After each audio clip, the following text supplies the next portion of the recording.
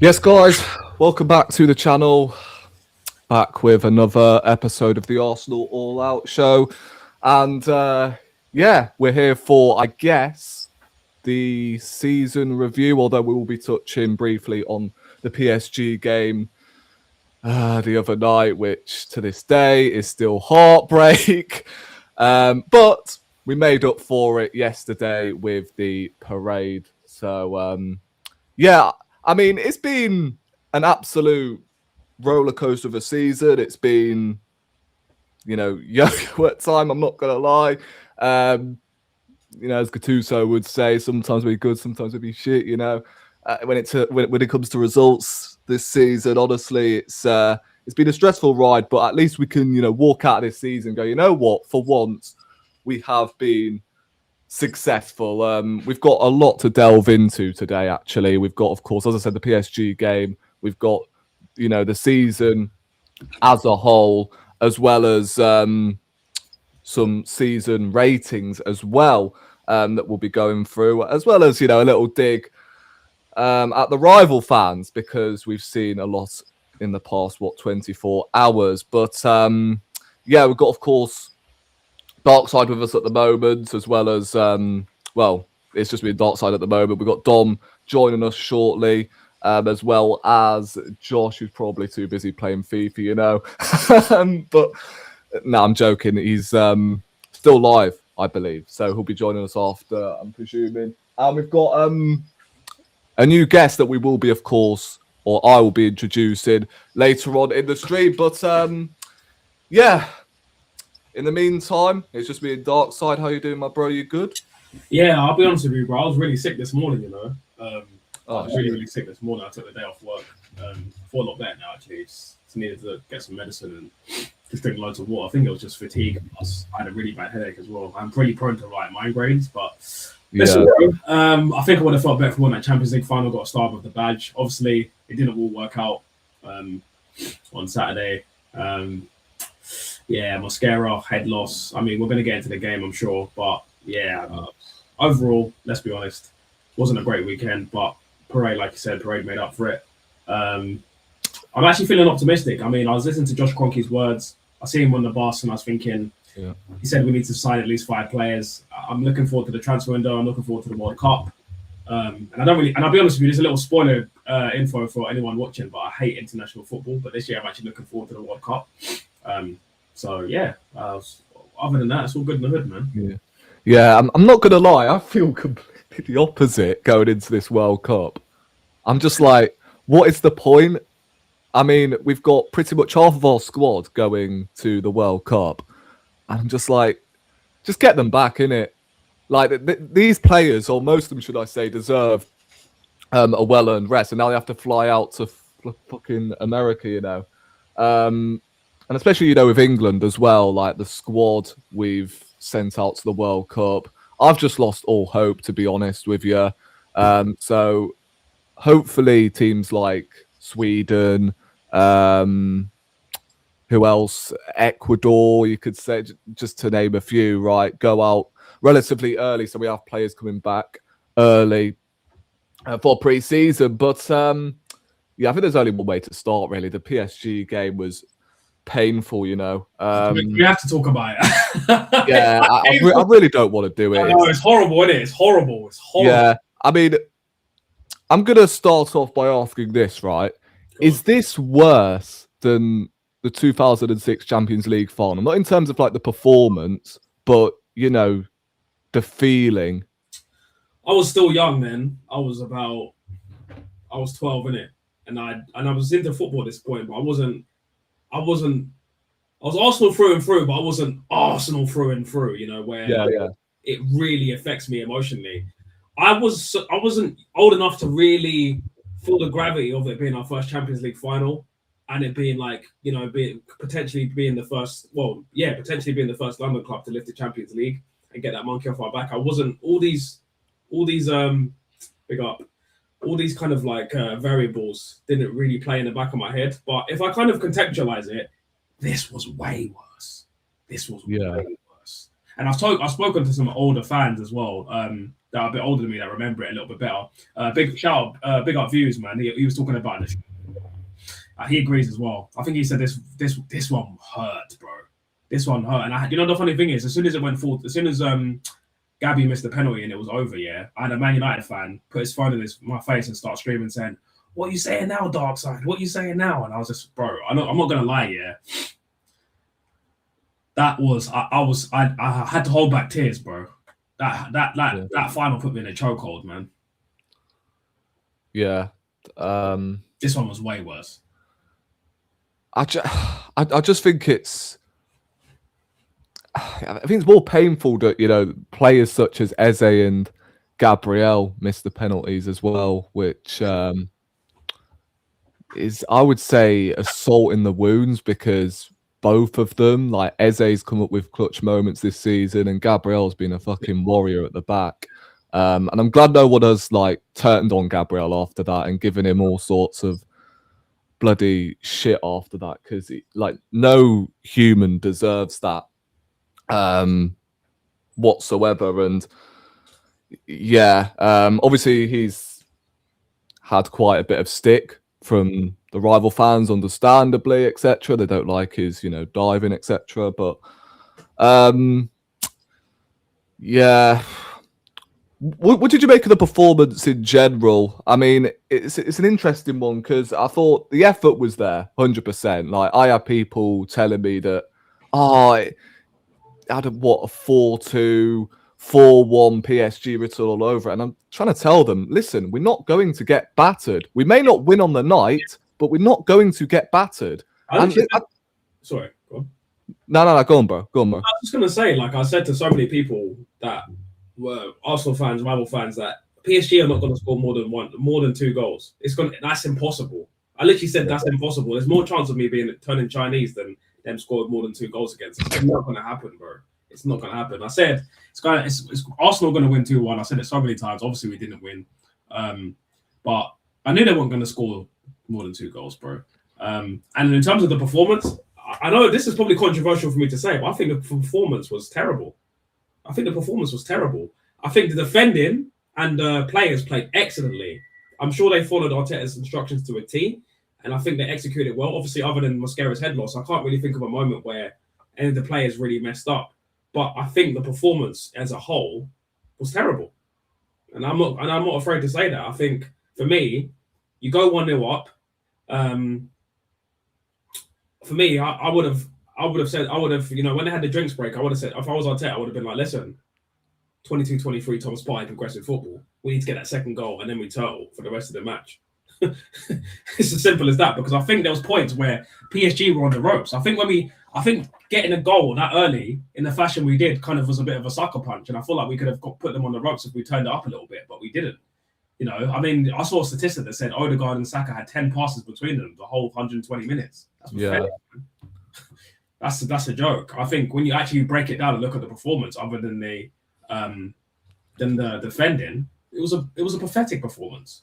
One shot on target, which was Havertz's goal, not good enough. Yeah. And I think this is why I've been saying for so many times, so much, that you can do this stuff in the league over a 38-game period against low opposition where you can pick up points, but against the big boys in the big moments to lift the big trophies, you need individual brilliance and you need arrogance. You need arrogance, man.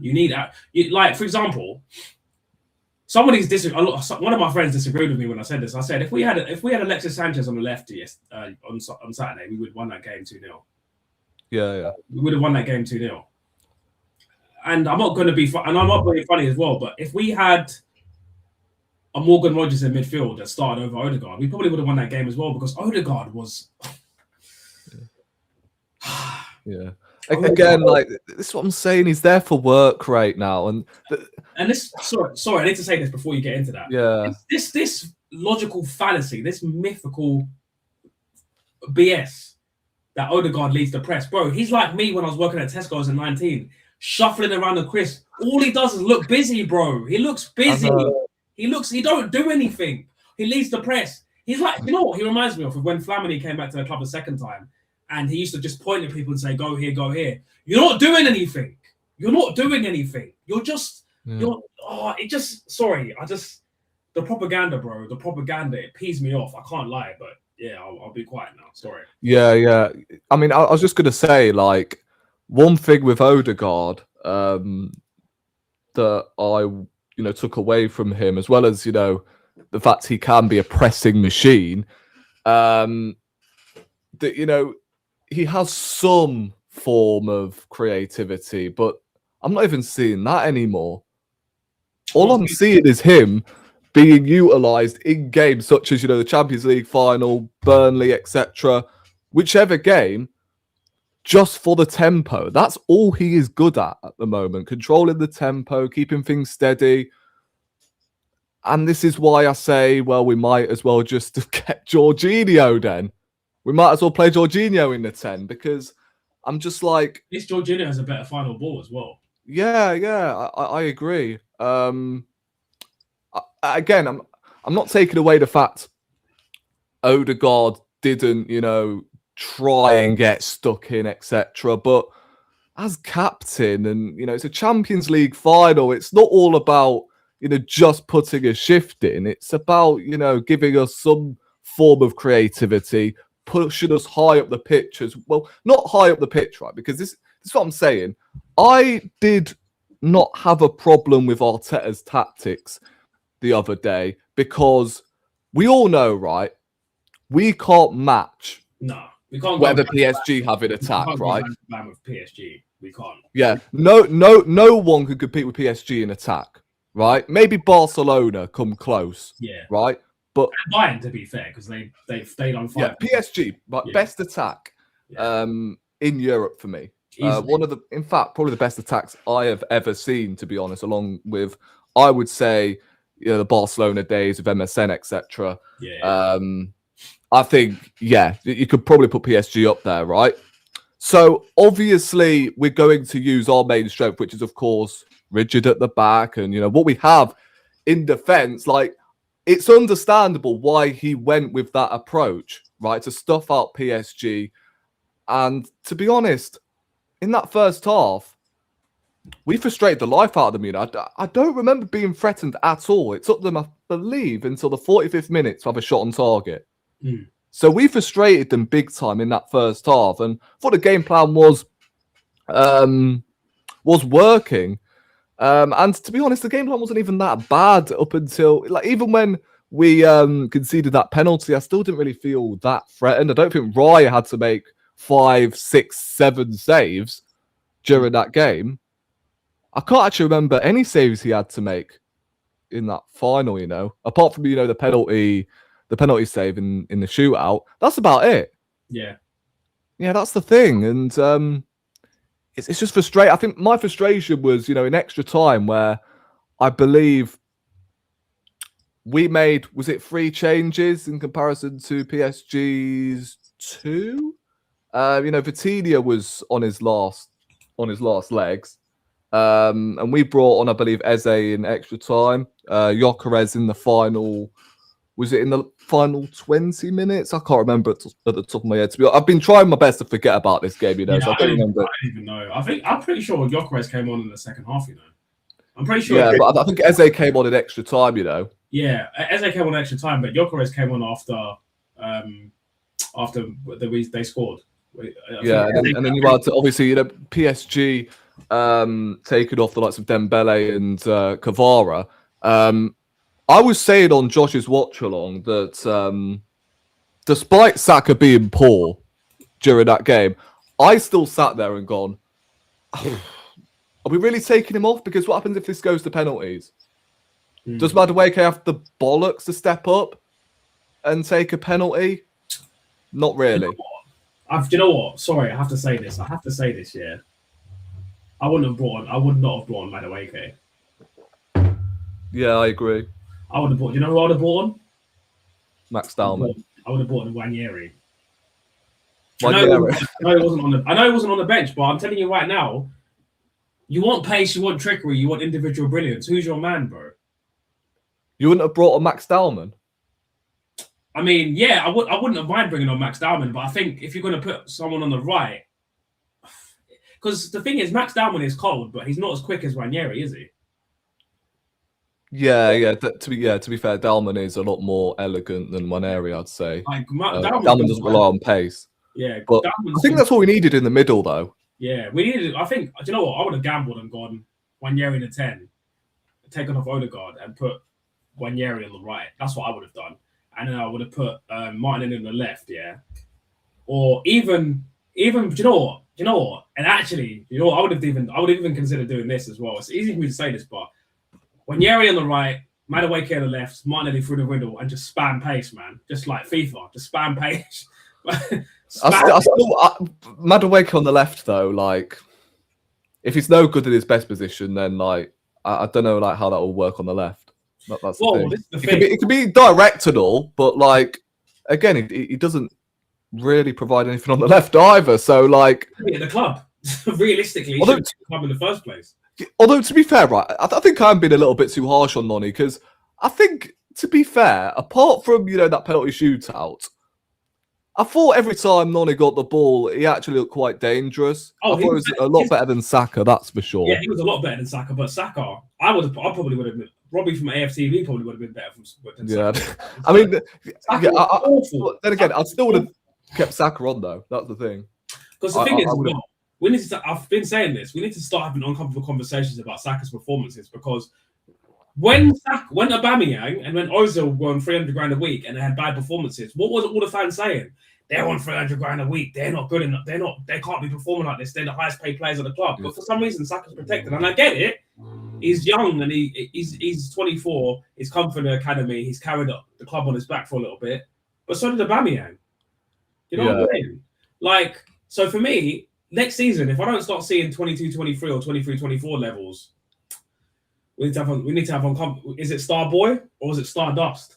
Yeah. These are the conversations. I think, come next season, if Saka doesn't step up, I think we may have to have them conversations. Not like, getting rid of him, right? I don't think we're saying... You can't. The thing is, you can't get rid of him. You can't. He's the franchise. Yeah, you can't get rid of him. But are we having this conversation... if he doesn't perform next season, do we get rid of him? No, personally, no, I wouldn't get rid of him if he. I just think he goes to the bench and Waneri takes a spot. Personally, you could say that, but I don't know if Waneri's going to be here next season. I think it's reported. If Waneri's not here next season, then whatever team he goes to is the team I'm going to be supporting next season. Because I'm sorry, if they're getting rid of my boy, man. They're getting rid of my Black Wilshere. I've had enough, mate.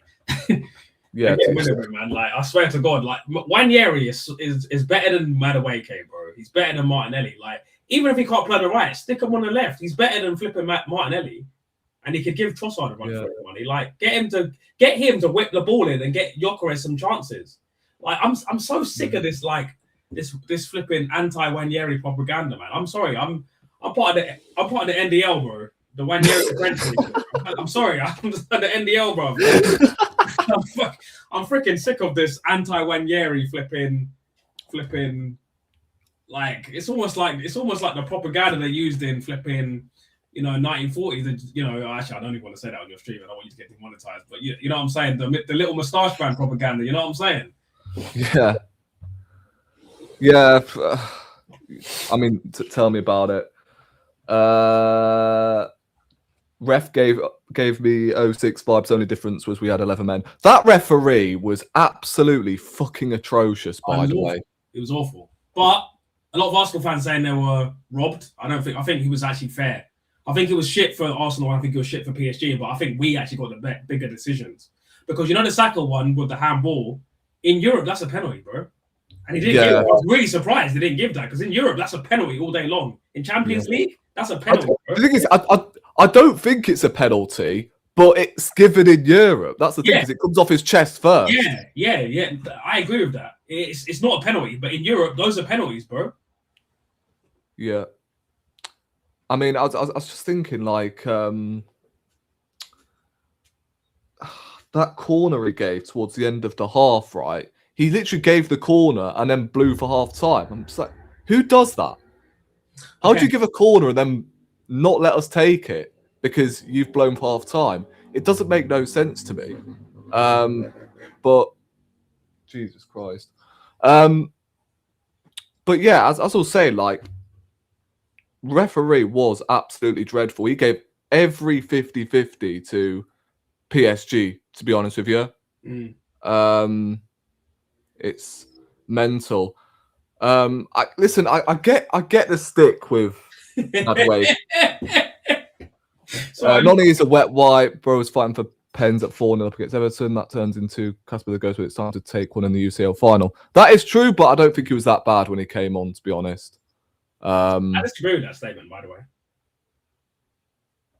Wait, this one? Yeah, I disagree with that. I agree that he is a wet wipe, but I don't agree with the second half of that statement. About like, oh, he was fighting for the penalty at Wolves and stuff like that, and he didn't step up in the Champions League final. My thing is this year, I've played football, yeah, at half decent level, yeah. In those moments, sometimes those players can't do it. Gabriel, as the vice captain, said, "Give me the fucking ball," and I love that. I love that. Yeah. Any player that says, even if you get it wrong, give me the fucking ball. I love that. I love that, man. So listen, and this is another thing. Noni Madueke should not be playing for Arsenal Football Club. End of story. There's I've tried to, not even tried because I never agreed with it and I never wanted it. I wasn't one of those mutants that signed the petition because he's here now. What's the point? You know what I'm saying? But at the end of the day, there was no reason for us to sign him. We signed the right winger as a backup for Saka, and we already had that in Ranieri. And also, we needed a left winger. We've needed a left winger for 5 years. We've needed a left winger for 5 years, and we have not addressed it. People, I saw some things like talking about, Arsenal's attack, and it had Gyökeres up front, Saka on the right, Morgan Rogers in the 10, and Martin on the left. It's like, you're talking about Martinelli starting on the left in big 2027. Yeah. Can I just say that pass he'd done on the counter attack pissed me off, because if only we had a counter attack. So frustrating, you know. We have a bloody counter attack. Gyökeres is making an unbelievable run through the middle, yeah.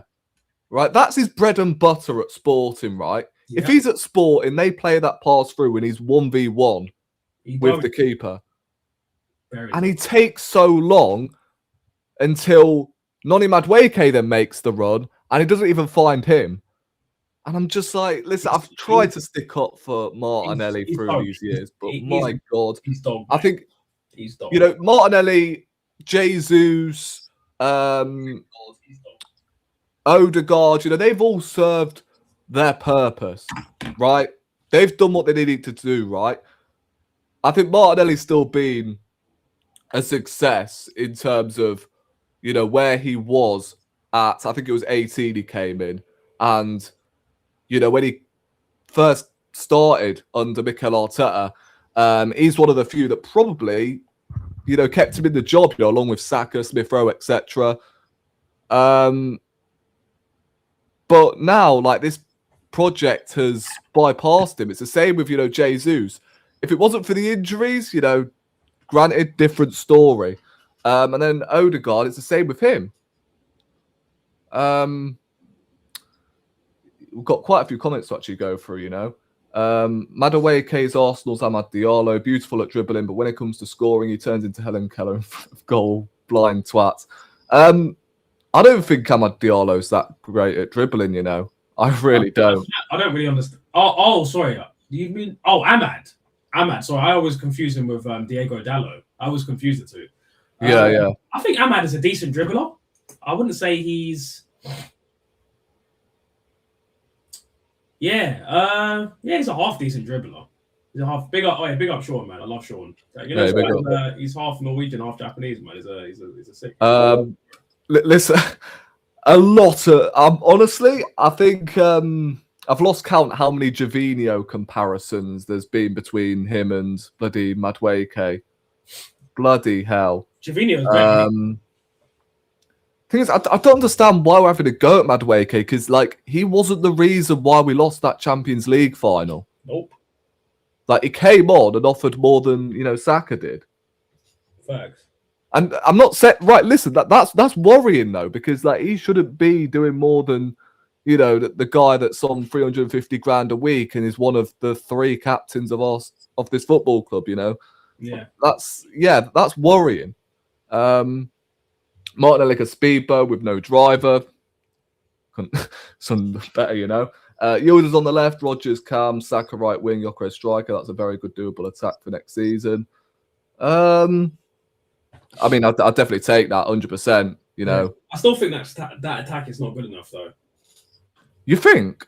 No. So you wouldn't take Yildiz? Oh, sorry, no, I didn't see the Yildiz part. So Yildiz, wait, hold on, let me see. Yildiz in the left, Rodgers in the 10, Gyökeres up front. Yeah, that's a cold attack. If Saka performs at the level that he was performing, like big up, Gooner, see. The levels he's been performing at. I would personally like to see Saka not go to the World Cup. Personally. Yeah. I think he needs some time off, man. He needs some time off. He's been playing non-stop football, like he's just come back from a grade 3. He's been playing non-stop football. And you've got to remember, when you play as a winger at Arsenal, you have to do a lot of defensive running, man. And running back, I don't know if you've ever played football, or running back as a winger is tiring. I used to play I played 3 positions when I played football, yeah. I played on the right wing, I played as a false 9, and sometimes I used to play as a 10, yeah. Bro, playing on the wing is freaking long. If sometimes when we're under the caution, my manager Alan used to tell me to "Oi, Tyrone, drop back, son. Drop back, Tyrone." Yeah. Tyrone, bro. Yeah, so someone suggested Simeone as right wing in the summer. I've heard a couple of... Absolutely not. He is... Oh. Damn. No. Just play Ranieri. Just play Black Wilshere. Just play Black Wilshere, man. For crying out loud. Oh, he's here. Domination. Yes. Domination. Domination into the nation. It is possible I might be here in disgrace having been sent off. How's football tonight, Dom? We lost. We should never have lost. Don't know how we lost. And yes, I did take out their big man with a deliberate trip when he was running through. How are you guys anyway? Yeah, man. We're good. Yeah, not too bad, Champions League transfers, Saka's form. My favorite player, the best player of all time, Ranieri. I thought that was Leno. Oh yeah. Oh, but man's fine shots, you know. Yeah, obviously Champions League final. I just want to get your brief thoughts on the game in it. And how did you feel? You know, how do you feel about Arsenal's approach going into the game? You know, after we went 1-0 up inside 6 minutes. I mean, did you have like any, reservations of, how Arsenal approached that game by, turning up quite negatively, trying to stuff out PSG, etc.? Like, what did you make of the performance and the game in general, bro? I thought you were going to ask me how I felt at half time. The answer was going to be drunk. Look, I think the approach was probably right. I think Paris Saint-Germain, the best attacking team in Europe. I think you've got to play to your defence. I think what didn't work was the execution when we were in possession. We didn't keep the ball well enough. And I think our decision-making was a little bit slow at times, a couple of times where if we play that ball a tad quicker, which has been a consistent theme this season, then I think we create better or more opportunities. But I think it was execution in the attacking sort of play rather than necessarily the game plan that was the bigger issue from my point of view. But I think if you go out and try and go toe-to-toe with Paris Saint-Germain like Bayern Munich did, then I think 9 times out of 10, you probably lose the game. And Bayern Munich, I think, are a really good attacking side, much better than we are. Not that I think our attack is as awful as maybe people say it is, but it's certainly not on the level of Paris Saint-Germain, and I think that will be the area of focus in the transfer window. But when you are sitting back, it does take one mistake, and sadly that came, and they were level, and it's a cool way to lose. Do you know the annoying thing about that penalty, bro? That was the first penalty we conceded in the whole fucking season. Yeah, I know. Gross. Literally, I said that. It could have been the first red card as well because Mosquera was on a yellow card. Well, it would have been in England, but not in Europe. The rules are quite clear. If the player has made a genuine attempt for the ball and it's not deemed a dangerous challenge, then it won't be given a yellow card unless you have done it. It's totaled up, as in you've done it several times. So it would have been off in England, but not in Europe. So the referee was spot on by the rules. Yeah, 100% agree. I want to introduce Ao to the channel. What are you saying, my bro? You good? I'm good, man. I'm good. Really good to see you guys. First time on the channel. I really appreciate the opportunity. I'm sorry I'm late. But yeah, my bad. I really apologize. Good to be here, though, man. Yeah, I mean, it's funny because I'm coming to you next, actually, because I've heard from everyone else. What do you make of the game on Saturday, bro? And what do you make of the performance? Like, do you agree with what, or did you agree, with the approach Arteta done in the game? Honestly, I've guys know people who've seen me on speak about Arsenal before, they know I'm highly critical of my team. I've not liked the football we've played this season. I feel like it's been poor, it's been dross. Actually, I feel like watching it, I've fallen asleep many times watching Arsenal this season.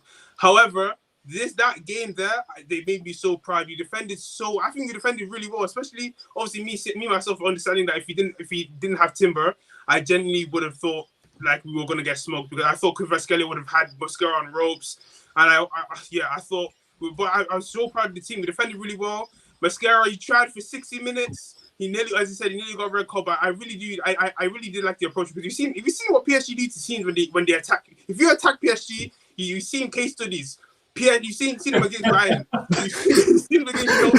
You saw them against Liverpool. Anybody that attacks them holds bind. They get flogged. So and it's not like 2 or 3-0. They get destroyed over 2 legs. Destroyed, bro. Honestly, and I just think that this is the game. This is the exact game plan you need. We're not there to go ban for ban with PSG. Who are we? Our attack this season has been horror. Let's not pretend like our attack this season has been good. It's been terrible. So I really do. So I agree with the approach. I agree. I think Saka defensively done really well. I feel like obviously offensively he hasn't done well all season. To be honest, in my opinion, he hasn't done well all season. So but defensively he done really well. I think Madueke when it came on was direct, which is why I did like the substitution. I don't know a lot of guys will get onto Madueke, but I've got like a thing about Madueke. I've got like my own thing that people don't like when I say it, but you know what I mean. But I do like Madueke, so I do like his performance. I thought Trossard was did really good on the attack as well. Obviously defensively. He's not really a guy you defended. You defended my guy Martinelli for that. That's why you brought him on to defend. But I did agree with the game plan. Just to answer your question there. Yeah, 100% agree. Josh, what we say, bro? You good? Yeah, bless up, man. Bless up the panel. Bless up the chat. Sorry, I'm late as well. My show ran over. I was speaking about Krupi to Arsenal, which is interesting. So yeah, but appreciate the raid, by the way, bro. Nah, no worries at all, man. No worries at all. But yeah, big up, man. Yeah. What did you make of the game? Well, obviously I was on the watch up with you in it, but yeah, just I mean, I was going to say remind us, but if it's anything, like we don't really want to be reminded about this game, really. So if you want, give us your brief thoughts on the game overall, bro. Yeah, absolutely gutted, bro. Absolutely gutted, man. I agree. I heard briefly what you guys are saying. I thought first half we approached it really well. Obviously, we got the early goal from Havertz as well. Big up to him because I've been a big doubter of him. But in the big moments, I mean, it's not the first time this season in the Champions League. I mean, you look at the Sporting game he scored, the Leverkusen game he scored as well. And obviously he's got a massive goal in the Champions League final. Great finish as well. So I was buzzing, near post to the top of the near post. That's my favorite type of finish, man. Like I said, all the time. Beautiful finish, bro. Yeah. So obviously we've seen Saka do it more as well recently. Yeah, I know, not some, I love it too because the keeper looks like a donkey. Yeah, exactly, bro, exactly. But yeah, I mean, that keeper didn't make a save, I don't think, during that game. He didn't. Who? That PSG goalkeeper. Nah, he didn't. To be fair, but look, we got off to like the perfect starts, early goal, exactly what we needed against this PSG side. And I thought the first half we limited them, man. Like we frustrated them. It's the first side I've seen us do it. where I've seen Norwich side really limited the way, especially in that first half, how we limited PSG. You know, they was getting frustrated, even in the midfield as well, like with the Vitinha and with Drown there. Second half for me was a completely different story, right? But yeah, I like the approach with how we set up against PSG, because if you go really open toe to toe, we know how good, and I think Arteta knew with their attack. You see how many goals he scored against Bayern Munich. You know when they're on it, Kvaratskhelia, best left winger in the world, right? Doué, top class, Dembele, and the way how they're so fluid as well, the way how they interchange, like sometimes they swap sides. I think at one point they had two winners playing on the same side. So like this is what PSG do, and then you got their fullbacks, Hakimi, Nuno Mendes, you know, push forward as well. So they're so fluid as a team. I think you go toe to toe. I think it was right to set up that way, and it doesn't surprise me. This is how we've seen Arteta set up. He's the type of manager where we know he sets up to get to really not like lose a game. If that makes sense. So it was working, but my only critic would be the second half where we had nothing on the transition. I think we needed runners, right? And I can accept defensively. Because we knew PSG were going to come out. Luis Enrique said to them, put a rock up their arse at halftime, said, this ain't acceptable, change a few things up, right? And the thing that regrets for me is like they took off Kvaratskhelia, they took off Dembele, Vitinha got injured, right? This is the opportunity in extra time where the tired legs, this is the opportunity where you got to take it. And for me, we could have, and we probably should have gone for the game more in the transitions, in the, as I said, getting in behind them, because I think they had something like 72% possession. I don't know if that's the exact number, but they had a more possession. We had 27% all game. We had 27%. There we go, right? And then also, I think, how many shots on target do we have, Dom, in the end? Oh, about one, wasn't it? One, yeah, one. So well, their keeper didn't make a save, did he? So it had to be one. Yeah, it had to be one. So that's the thing there. Like they that's the only thing I'll look at Arteta saying, could we have done more in extra time? Could we have gone more for the game?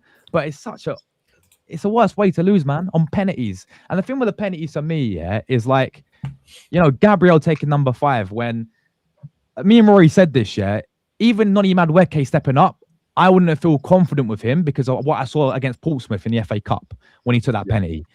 Abysmal, right? But mate, you're an attacker, bro. Like you're an attacker.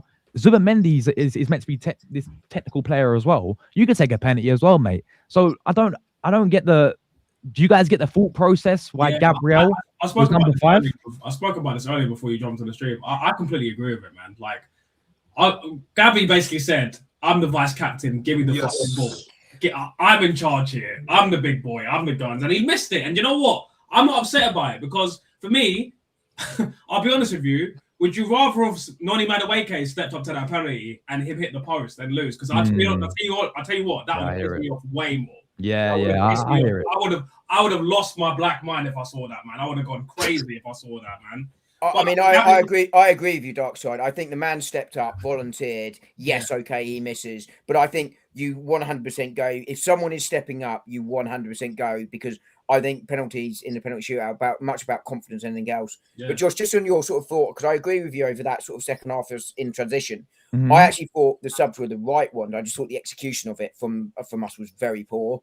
That was kind of the difference between the two. Yeah, because he brought on obviously Eze. He brought on Martinelli came on as well, didn't he? Yeah, Martinelli came on. Yeah, Martinelli came on, which I think we needed. We needed a bit of pace in behind as well, and we know Martinelli, especially in this competition as well in Champions League. Yeah, like he's a different player in the Champions League compared to Premier League, right? Because obviously maybe it's more open and all that. So I think we needed players like that. But yeah, you're right, Dom. It's the way how we executed it for me, bro. You know, but as I said, they still took it to the penalties, and it's such an awful way to lose. And even Ray getting us back in it as well, I thought with that moment was like, damn, we might actually, you know, have a bit of hope. But it wasn't meant to be, man. It's gutting, but at the same time, what makes it better? Well, not better, but like you still got that feel good because of the Premier League for me. Like that for me was a bread and butter. That is your bread and butter going into the season. And this was the big goal for me, was getting this Premier League title under the line. It's a bit disappointing because I think everything was on a plate for us in Champions League. Like we bossed the league phase, yeah, unbeaten in it. Got a really good run because of we finished up in the league phase. You know, Leverkusen, Sporting, Atleti got a fantastic run in there, a favourable run. You know, keeping clean sheets. It was all in our, falling into the hands. And I said this is probably the best chance we're ever going to get to win the Champions League finally. I thought this was finally it, but it wasn't meant to be, man. But one quick thing I want to say as well is on Arteta. I like for once what he said. Usually when he does the post-match interviews and the press conferences, I can't stand. It's all PR, right? It's waffle. Yeah, but last season, the big difference was he came out and said last season, he said, oh, we were the better side. The better team lost last season. And he said Luis Enrique told him that as well. And then Luis Enrique came out in that press conference and said, no, Arteta's a liar. I never, pretty much, on not word for word, but on those lines said, no, we didn't say that. But this year he said, he admitted he's like, PSG were the better team, right? They deserved it on those lines again, not as that word for word. And he said they are the best team in the world. And he said we have to get to that standard. And he said they made things tough for us in certain aspects of the game. So I actually rate that he held his hands up for once and said, you know what? They're one of the best teams in the world, which is he wrong? They've got one of the best managers in the world in Luis Enrique. They've got the midfield as fluid as they are. They're the best team in the world for me. So it's a tough one to take, man. But it's so rare for any manager to come out and be honest in press conference, right? I mean, I call it coaches speak because it's basically that, right? They come out and just say something that makes them sure they don't get the headlines or deliberately makes headlines to detract away from what the big story should be, But, I think Paris Saint-Germain were undoubtedly the better side. And I think it was partly game state because we got that early goal. What I did think it was, because we all know how good Paris Saint-Germain are going forward, is it shows how hard it is to break down sides when they sit in a low block. Because if Paris Saint-Germain was struggling, I know we're elite defensively, but they are elite attacking. I do think the hate towards our attack is overblown this season, but it does show how hard it is. But it also, to Ayo's point earlier, is we need to improve in that area. And I think we will in the summer. You listen to the Conkeys, you listen to Arteta, and then you see the journalists now starting to come out with these stories. We have to execute it now, but it does look like Arsenal are determined to not stand still this summer. And if they do, I think there's a chance we can come back. But the Champions League is so hard, to your point, Josh. We got a favourable run because there are 3, 4, 5 excellent teams that you could lose to because, both are excellent sides. And we found that in the final with Paris. Yeah, it's gutting, man, because you're right. But again, with a favourable run thing, people say we got a favourable run. Like you earned that right, though. Say again? You earned the right for that favourable run. Yeah, facts. Because we won the league phase, right? Yeah. And because we was ruthless in it. Like, done up Bayern Munich, done up Inter, 4 past Atleti in the league phase as well. So, I feel like the actual style of play in Europe that Arteta played in majority of the games worked in majority of the games, but just when it really mattered, obviously in the final, again, my only critic about him was the execution to go for it a bit more, man, to be more braver. Can I say something a bit controversial to the panel? Yeah, because I was thinking about this when I was driving home on the way from the parade. Yeah, I don't think that performance against PSG was much different from the performance against City in the Carabao Cup final. The only difference being is that the defense was better because, again, we defended a lot better and Raya was in goal and we scored first. I think if you take away the goal, the performance was kind of the same, really, other than we defended much better in the Champions League final. Yeah. And I think Arteta kind of hinted towards this. I've been saying it for the last 2-3 years. This team needs some individual magic and brilliance. We need a talisman, we need a Maverick, we need a Super Saiyan 2. We need something, man. We need something. I think that's right. I think it's what we brought Ezra in for, and I think he will be better next season. But I think what you do need is not just Ezra. You need a second one in there. I think we need 2 more. I think we need 2 more. I think we need 2 more Mavericks, man. I think we need 2. I think we definitely need one off the left. And we need to do something on that left-hand side. Yeah, that left-hand side is dusty, man. It's dusty. Well, I mean, it has got what? It has got, is it 35, 36 goal assists this season? But I think that's all. But I think you put those 2 maybe in a different side and it gets significantly less. It's only because Arsenal is so ball dominant that, eventually you're going to score, right? And that's, not, I mean, I am doing them down. They're not terrible players, but if you want to be the best consistently, you can't just have an elite winger on the right side in Saka, who's had an off season, and that be on the opposite side. If either of those 2 are your backup, that's fine, but one of them has to be the starter, and that's not quite fine. Like Dom, do you think? Go on, Doc side. No, go on, Doc side. I was going to say, when I think about Martinelli as like a player in the Premier League, do you even think he's a top 10 winger? Because I don't. No. He's meaty, man. He's so poor. He's one of the, I'm not gonna lie, he's one of the worst wingers I've seen play for my club. Honestly, worst wingers I've seen. honestly.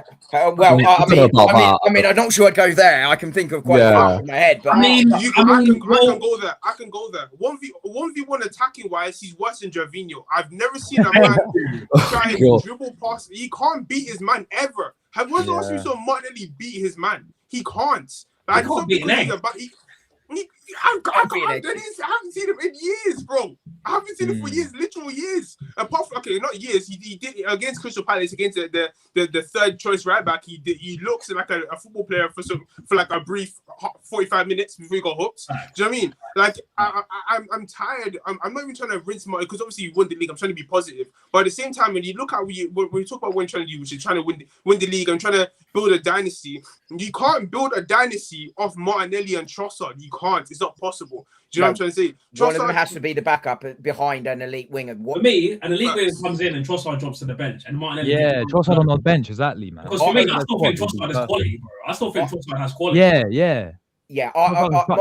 My view would be, unless you bring in a number 10 and move Ezra out to the wing and then a left winger, I think I would, if it was me, I'd extend Trossard a year so that you protect some value. Because I think moving on two of your left wingers in one window is dangerous. Martinelli's a man that goes, because I think Martinelli, for me, is a player that only can really operate when there is space to run into and the ball can be played in behind. Otherwise, to your point, Ao, that he can't beat the man. He's not brilliant at crossing or passing. His whole thing is ball in behind. It's like spamming the food ball on FIFA, isn't it? And running through. But this has been my point around where, people have said Martinelli's gone backwards under Arteta. I think he hasn't necessarily gone backwards. The reason he's performing worse is because his breakout season in that sort of first title race was no one respected us and no one thought we were going anywhere. So the line was so much higher that suddenly you can play that ball in. Now the line is significantly deeper. He hasn't got that space. And while he does really well defensively, that's not his primary purpose. And that's why Martinelli is struggling, which is why he'd be the man out. But if I'm going for the Europa League, if I'm Brighton next season, Martinelli, I mean, they've got Matoma, so bad example, but you get my point. Probably perfect for them, right? Yeah. And they didn't that season. They didn't do the low blocks against us. No, did they? No, and that was my point around. It's where I have criticism of the Arsenal attack. I also have to defend it because we showed how hard it is to break down a low block when Paris Saint-Germain can't do it. It does show how hard it is, and it can make it more boring, as we found in that final. If you're a neutral watching that, unless you're a football fanatico, like that was a dull game. But forget about the neutrals, man. They can watch paint drive, man. I care about But the badge, my point being that when the side row blocks like that, it's so difficult to look attractive going forward playing football. But Martinelli is the man that you move on. And actually, if you're looking at 80 mil for Gordon, we've got to be looking around the 50 for Martinelli, right? Facts. All we have to do is make sure we remove some of the YouTube history. Make sure we delete his highlights from YouTube. All we need to show them is that season where he scored 15 in the league or whatever. Show them that season. Delete all the history. And 60 million. Yeah, Did anyone hear what I said? No, you left. Yeah, you left. Because Dom said about 80 million for Gordon, and I said, Martinelli's just Gordon is just Martinelli with spots, man. We should be getting the same money. Well, it's why I was anti-Gordon. I'm like, why do I want Flash? Because I've already got Martinelli. They're the same player. And 80 mil as well, bro. Just what it is. What I don't get is they had Rashford. They could have got him for 25. Rashford 25, and he balled out for them as well. Yeah, but he's on 400 grand a week though. That's the problem. Yeah, it's the wages. It's the wages. It's the wages. Yeah. Can I be honest with you guys? Can I be honest with you guys? I think Arteta I don't think I think Trossard will be the one to go because Arteta. I've not said this for a while, but I'm gonna say it now. Arteta likes guys. Arteta likes his athletes. He likes guys who will run and sweat. Even if you don't have like footballing ability, that's fine. As long as you can run, as long as you're putting in the mileage in games, he will like you. Martinelli puts in that mileage, which is why he's got so many minutes this season. Everybody knows his main attribute this season has been his tracking back, which is why I thought you'd actually start against PSG to track Hakimi because Hakimi's everywhere. Well, I thought he would too, actually, Ao, for that exact reason. Same thing. I would have started Martinelli against PSG as well. I actually would. I wouldn't have complained had he started on the left. But I did go across on my predictions simply because I think of his form recently. But I wouldn't have been stunned at all if Martinelli had started. Do you guys think he got the lineup wrong? Because I thought the two other options for me was Gyökeres and Eze. So the Odegaard. I think he got the lineup wrong in the fact that I wouldn't have started Odegaard in this game. I've said it a million times. In big games, especially when the midfield is either super technical or super physical, Martin Odegaard might as well be. He might as well be a kid, bro. Has Odegaard signed a new contract? No. Thank God. We got to look at that. I don't think we're going to give him a contract. I'll be I'd be moving him on. I'd be moving him on. But it's Arteta, in it. I feel like Arteta is his son. Because whenever I ask people what Odegaard's best attributes are, he leads the press, bro. He's like, I said it earlier. He's like me when I was 19 working at Tesco's, shuffling around on Chris, looking busy. Exactly, bro.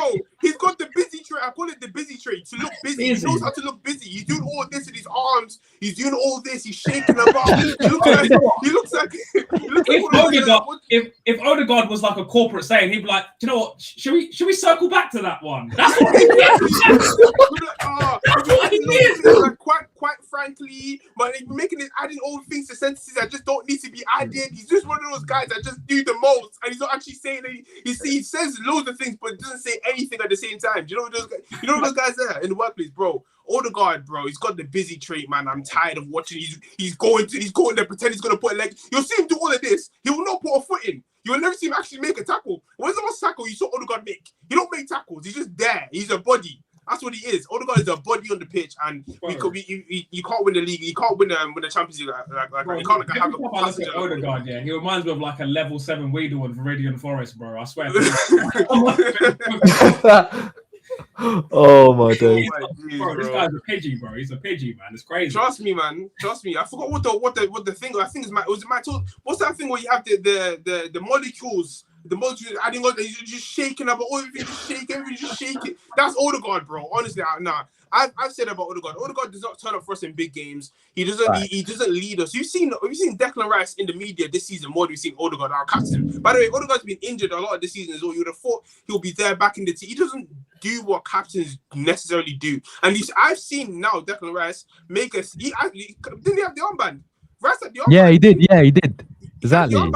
Bro, Rice is making this his team. Odegaard, in front of his face, Rice is taking his goal. Rice has gone to Odegaard and taking his babes right in front of his eyes, and Odegaard is just going to sit there and watch. Because I think Arsenal will be very open to selling Martin Odegaard this summer. Look, I think Martin Odegaard has really struggled in the last 18 months for rhythm and confidence, and it's really telling now because he's not shooting and he's taking that extra touch. Now, sometimes, as we saw against West Ham, that extra touch is what you need, but it's too often. And I think he either needs to keep fit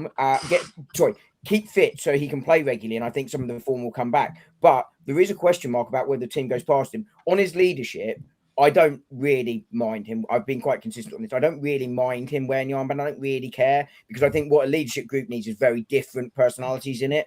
And obviously, as a fan, you like to see Declan Rice, Tony Adams, Patrick Vieira, because you can sort of relate to that on the pitch. But I think you need sort of some of the quieter leaders and some of the more vocal leaders in that group. And I think Arsenal got that right. And I don't really care who wears the armband. But I get why people want Declan Rice. I just don't care who wears the armband. It doesn't matter. It's got to be Declan in English, son. It's got to be Declan in English. with that though, see with Odegaard, right? Obviously, with the quiet leaders, you've seen, but those quiet leaders, you see, they have footballing ability, not just footballing ability, sorry, but you see it in the performance. They're consistently performing 7 to 8 out of 10s every game. That's a silent captain. Somebody's an example.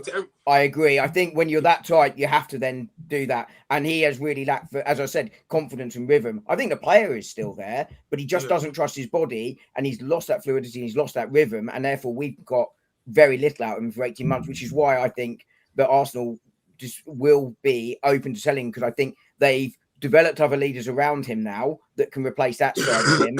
And I think, Darkside, you were saying, I think it should do you, Darkside, but one of you guys was saying quite rightly that we need a bit of a maverick in that 10 position potentially now, because we've got the 2 6s.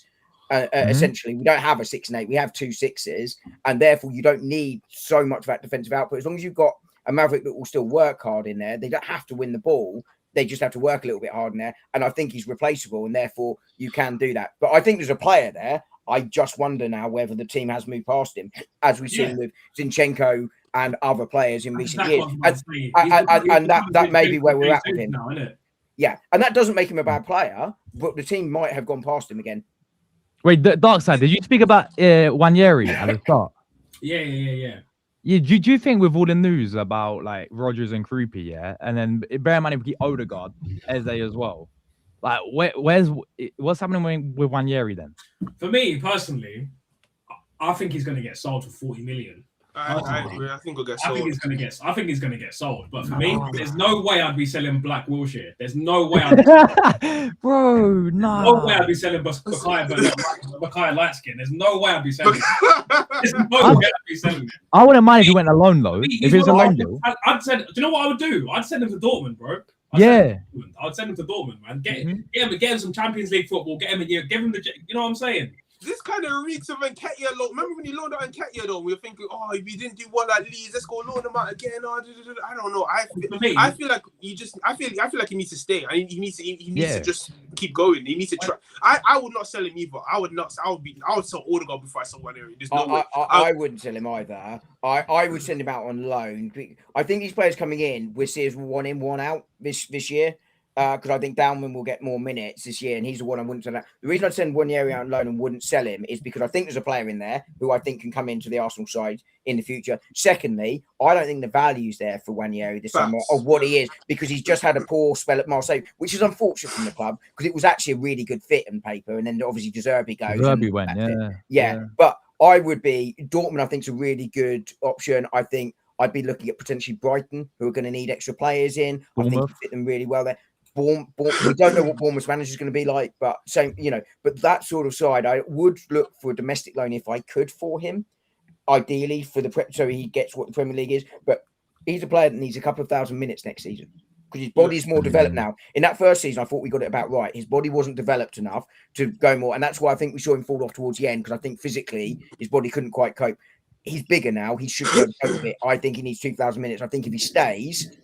Even if Arteta trusts him, I'm not convinced he quite does yet. But even if he does, I don't think he gets those 2,000 minutes because of the quality in the squad, and therefore I think the loan is a perfect option. Dom, can I say this shit? How can Arteta not trust him? Yeah, when Saka was injured and my man banged 11 goals and banged long Rangers as well. The long Rangers, bro. The long Rangers, man.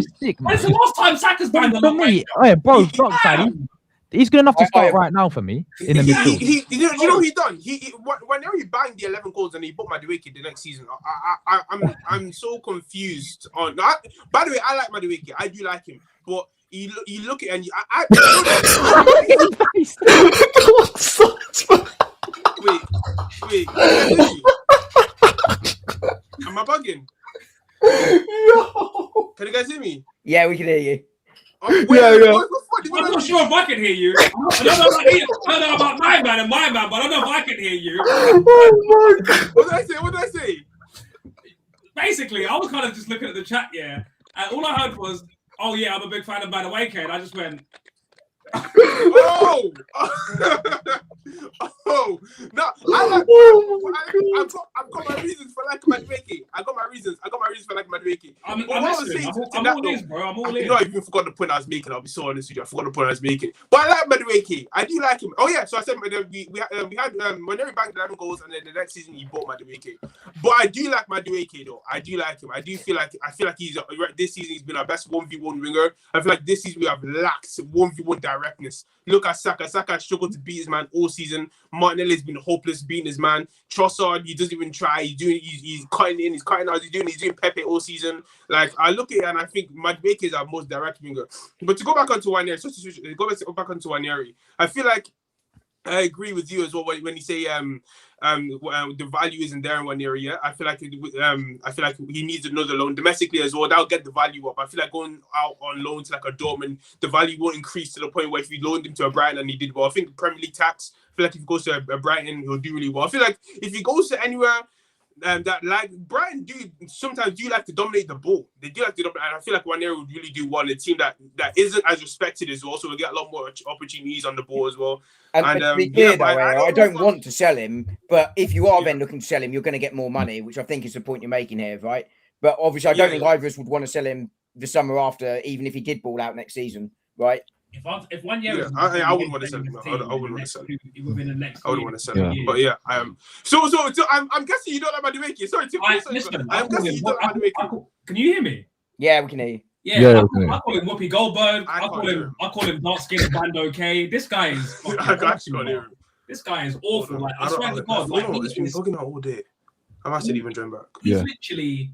I call him Martinelli with braids, bro. Like he's awful. He's awful, bro. He's awful. Like the only redeeming quality Madueke has is that he has pace and he's half decent, and I mean half decent at dribbling.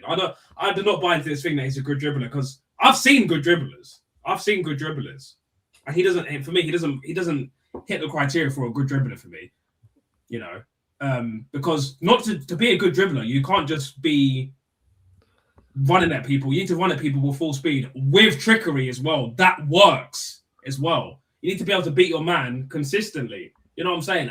And also, you need to be able to like attempt take-ons without it. And if it doesn't work a couple of times, keep doing it. Because the thing about dribbling sometimes is like, you know, when you're playing Call of Duty and you just get like a 25 kill streak and you're just in the zone. Sometimes it takes you a while to get into the zone. I think dribbling is similar in that sense, you know. And for me, the whole Madueke thing and the Waneri situation, I think it was so disrespectful for Arteta to buy Madueke for 52 million when you already had 52 million worth of player there. Yes, Waneri wants to play in the interior, but when you're playing for Arsenal, and you're a young player, you do as you're told, mate. If you're told you're gonna play on the right, you might play in the centre sometimes. You're gonna have to do that. Look at Skelly; he waited for his thing, and now Skelly's our new 8. You know. I mean, I think the reason that, and this isn't me defending it, by the way, I'm just giving the reason. To answer your question, by the way, I don't know why he doesn't trust Waneri. I mean, it all I can think of is that he doesn't quite trust his body yet, or you know, doesn't quite trust the experience level. It's the only logical explanation I can come up with, because I think Waneri is a really, really good player. I think, but that probably ties into my reasoning as to why we bought Waneri. And I'm kind of with AO that, you know, I don't dislike Madueke. I get why we bought him because it was a different profile to what we had, albeit I think Dalman and Waneri can offer that. But what it was that little bit more experience in terms of that experience of playing football that those two didn't have in a season where you have to try and win the title. That I think is probably the reason. It's 11 goals as a 17-year-old as a child not good enough. No, I agree with you. By the way, I'm just saying I can only think of that's the only reason I can come up with. It's not necessarily what I think. I know, Dom, and I'm not trying to like put my foot on your neck or anything. No. I mean, I agree with you. I'm just saying, like, I just don't see any reason for Mikel Arteta to not trust him, because for me, 11 goals, 17. From the club, knows the club well. Yeah, I agree. I think it's so stupid. Yeah, it's because he doesn't run off the ball, isn't it? But this is the thing. If you want individual brilliance, you want Mavericks. I don't like when people used to say Ozil doesn't do enough tracking back. I don't want fucking Ozil to track back. I know. I've got 9 other players to do that. I agree with you, but I think that was the reason. So I think Madueke's output has been absolutely fine as a squad player. Do you think assist every 180 minutes? You know what I'm saying? Yeah, I mean, Madueke, I agree with AO, has done reasonable job. He's come in as squad player, goal and assist every 180 minutes. That's what you'd expect from a squad player. And I think he was brought in for the experience. I think the downside of that is Ethan Waneri, but I think that was as a consequence of because we had to win the league this year and that experience was there. Ideal world, I'd have Waneri out on loan for this season coming up, and then it would be Madueke moves on and Waneri comes in, or he comes in as but I really want to see Waneri after the 26-27 season at this club and in and around the first team. Him and Dalman, I think that's really exciting. Even if one's a squad, even if they're both squad players, you know, and they rotate in and out a bit because they'll still be very young. That's what I would like to see. But I did understand why it was Madueke. I didn't like the price, but again, I think that was market value last year. It just was the value for players like him. I discussed that this week. One question I missed in the chat, you know, Do we not believe that with wingers who cut inside and fullbacks who invert, that we make the pitch way too narrow in attack, mostly underlaps from our fullbacks as well? That's actually a really good question, you know. Yes. What do you guys think? Sean's got ball knowledge, man. Very simply, yes. That is a problem. I think Darkside and I think we discussed this before, where we agree that we don't want our fullbacks in that sort of. If you sort of put the pitch into segment and you say there's 5 squares going across the pitch, you don't. And let's say you've got the middle square. You basically at times had the fullbacks in the 2 squares adjacent to that middle square in those dangerous areas. You don't want your fullbacks there. You want your attacking players there. And again, with the wingers coming in, or certainly on one side, even if the other's wide, that pitch is too narrow. And if you've got teams in low blocks, that is exactly what they want you to do, because it's making the pitch even narrower, but therefore it's even easier to cover the space. Thank you very much. I'll have that all day long. So I think it is a big problem. I know he's trying to create overloads in the most dangerous area of the pitch, which is the middle, but sometimes to create that overload in the middle, you have to make the pitch bigger to spread the defenders and then push into the middle. And I don't think we've done that well enough. Ayo, am I saying your name wrong this whole time, bro? Just confirm, like, how do you pronounce it? No, it's Ayo, yeah, Ayo, just Ayo. Oh, is it Ayo? Yeah. Interesting. It's not yo, man. That's good, because I can now get Ayo, let's go out my head. But I was diligently going with that as your name, because that's what Rory said. I was like, okay, I'll go with that.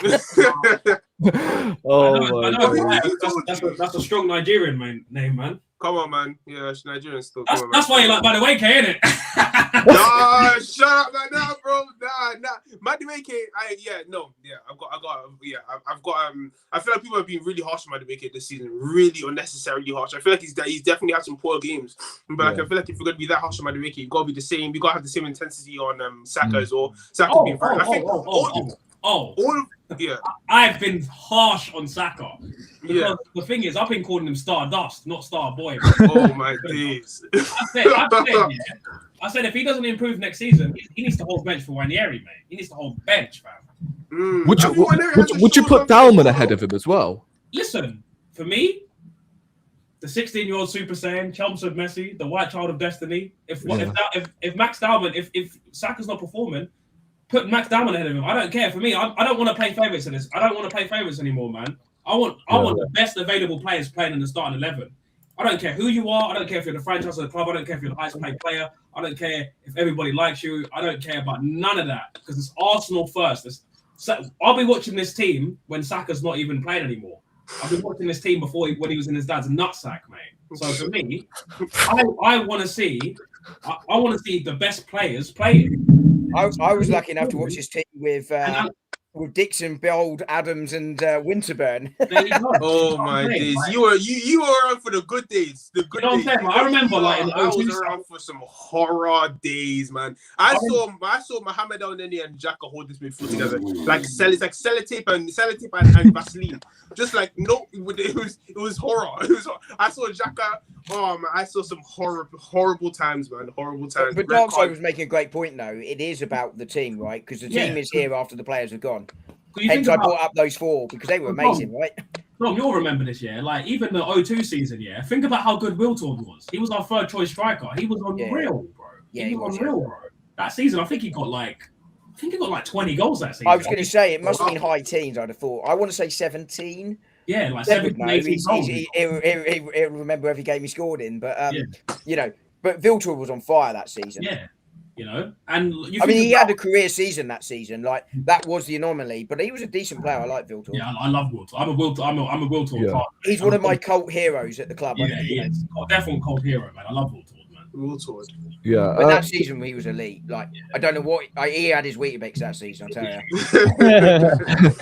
you. Josh, what do you say? What did you want to say about Wanieri, by the way? Because I've just seen your comment in the chat. I think it was about, you know how you said that you don't trust him, yeah? But how come, him and Skelly, they're both the same age. And Skelly played a lot more, and I feel like Skelly. I think Skelly's older, but no, they are about the same age. Yeah. But we were talking about it last season, weren't we, Josh? If you look at the physical, the way they developed, Miles Lewis-Skelly was far more physically developed at the same age than Ethan Nwaneri. Nwaneri's much more slight than Miles Lewis-Skelly was. It's why Max Dowman can sustain it, because he's huge. He's nearly 6 foot. He's quite stocky for a 16-year-old. Mad, yeah. And I think you do need that physicality to be able to hack it in the Premier League. And I think Nwaneri is still developing. Like, he looks bigger this season than he did last season, but he still looks slight compared to even Max and but particularly to Miles Lewis-Skelly. It's just the way his body's developing. I think it's partly why Jack Wilshere broke down so much, because he played so much when he wasn't physically developed. I'm no doctor, but I could be wrong. Yeah, no, of course. I agree. Yeah. I want to move on to the next topic, because I think, have we necessarily reviewed the whole season as a whole? I don't know if we have, Not really. I've been given notes. Oh my! Wait, hold on a minute. Wait. That is familiar. That is familiar to me. Yeah, it's not mine. That's Seb, bro. That looks like Seb. Right, big up Seb. Come on, big up Seb. Oh yeah, my, so no way. I've got notes. I could look up some bits. Jose Mourinho. Wait, please did it say Jose Mourinho on there? By any chance, or not really? I think have a look. He's actually printed it out, No, Seb kindly dropped it in for me. He dropped it in. Yeah. Oh, really? Yeah, he dropped it in for the door. Big up Seb, man. Big up Seb. Big up Seb, bro. Big up Seb. Well, actually, I know he's on holiday right now. He's incapable of finding my front door, so he always brings I saw Seb Cohen in the parade as well, That they're the exact same trim and the exact same look on their face. And I was like, Seb. And he was like, who the bloody hell are you? Wait, you saw him? No, I saw a Seb clone. Oh. Same trim, same like funny look on their face. Yeah. Yo, Seb, what are you saying, bro? Did you? I said, have you seen Josh and Rory? And he went, who the bloody hell are you? No, that's class. Yeah, no, he dropped it to my door. I would say he put it in the letterbox, but he always comes to my back door or my front door, and there isn't a letterbox. Oh my god! What's it about then? What season review? Yeah, top 10 moments. Yeah, top 10 moments. Nice. So I've got a crib sheet, so I'm all right. I'm sorted. I'm ready. Let's go. I can do it straight off the dome because I'm preaching straight from the survival scrolls. I can't rap, but I genuinely just think off the top of my head, which is why my wife tells me I speak out my ass. Yeah. In fairness, she supports Spurs, so I mean, in terms of the season as a whole, obviously we won the league, and I believe I asked this question on I can't remember when it was. I think it may have been Monday. So yeah, last Monday I asked this question: if we were going to lose the final, where would we go from here? How would you look at the season as a whole, and how would you rate the season out of 10? That's another thing I want to know, because I think it's been a successful season, 100%. I mean, I think me personally, I would have loved the Champions League, because my days, that has been done in this club for years, not years, but throughout our whole bloody history. But the Premier League, you're consistent over 9 months, is it? 10, so really. 10, yeah. Yeah, you would rather win that because you're consistent throughout the whole season. Whereas in the Champions League, you don't really have to be the best to win that competition. Whereas in the Premier League, you have to. Yeah, the 2 times Chelsea won it, they were nowhere near the best. Yeah, they're flipping Werner. Yeah, Inter Milan, So I just want to know how you would rate the season out of 10, guys, and I feel like we should 2 finals. Got to take that into consideration. But how we lost the finals, it's a difficult one. We should have been clear a long time ago. This league should not have gotten to the last couple of games. It really shouldn't. We should have been clear a long time ago. I feel like before we won the league, I feel like when we got knocked out of both the cups as well, I just feel like the season was repeating itself from last season, where we get knocked out of all the cups and we go on a little Champions League run, but we won't really do anything, and then we'll lose out in the league. I feel like we've got a script we've been following for the past couple of years, and I feel like that was going to happen again this season. Thank God we actually won the league, but I feel like so many things went wrong. I feel like so many people fell off as well. They got better. People like Zubimendi fell off. You had players. You had Saka have a poor season. You had so many poor seasons in the attack as well in general. And people, I don't know. I feel like everything's just repeating itself. I feel like we bought better attackers, but like we played better attacking football last season into this season, which confused me because why are you buying so many good attackers? Yeah, you're playing more defensive football. It doesn't really make sense to me. I do genuinely think, Ayo, that some of that is Io, sorry, it is due to that lower block. If you statistically, I think Arsenal face a line that is 7 yards deeper than last season. I think that has contributed to it. And I think if you look across the league, how many wingers and attackers have their numbers down this season? Like, you know, there are maybe 5 or 6 that you can say have had really good seasons across the league. Normally, you're probably looking at 15 or so. You know, I mean, I've made those numbers up slightly in terms of how many have had good seasons, how many you normally have, because I haven't got it to hand. But numbers are definitely down, and I think Arsenal aren't the only one, by the way. Only one team, Manchester United, had faced a line that was that had a deeper defensive line last season compared to this. Every other team had a deeper defensive line, including us, albeit by 0.2 yards. Yeah, I mean, I sort of go off topic, but Rafael Leao, like I'm seeing it in the chat, you know. No. Yeah.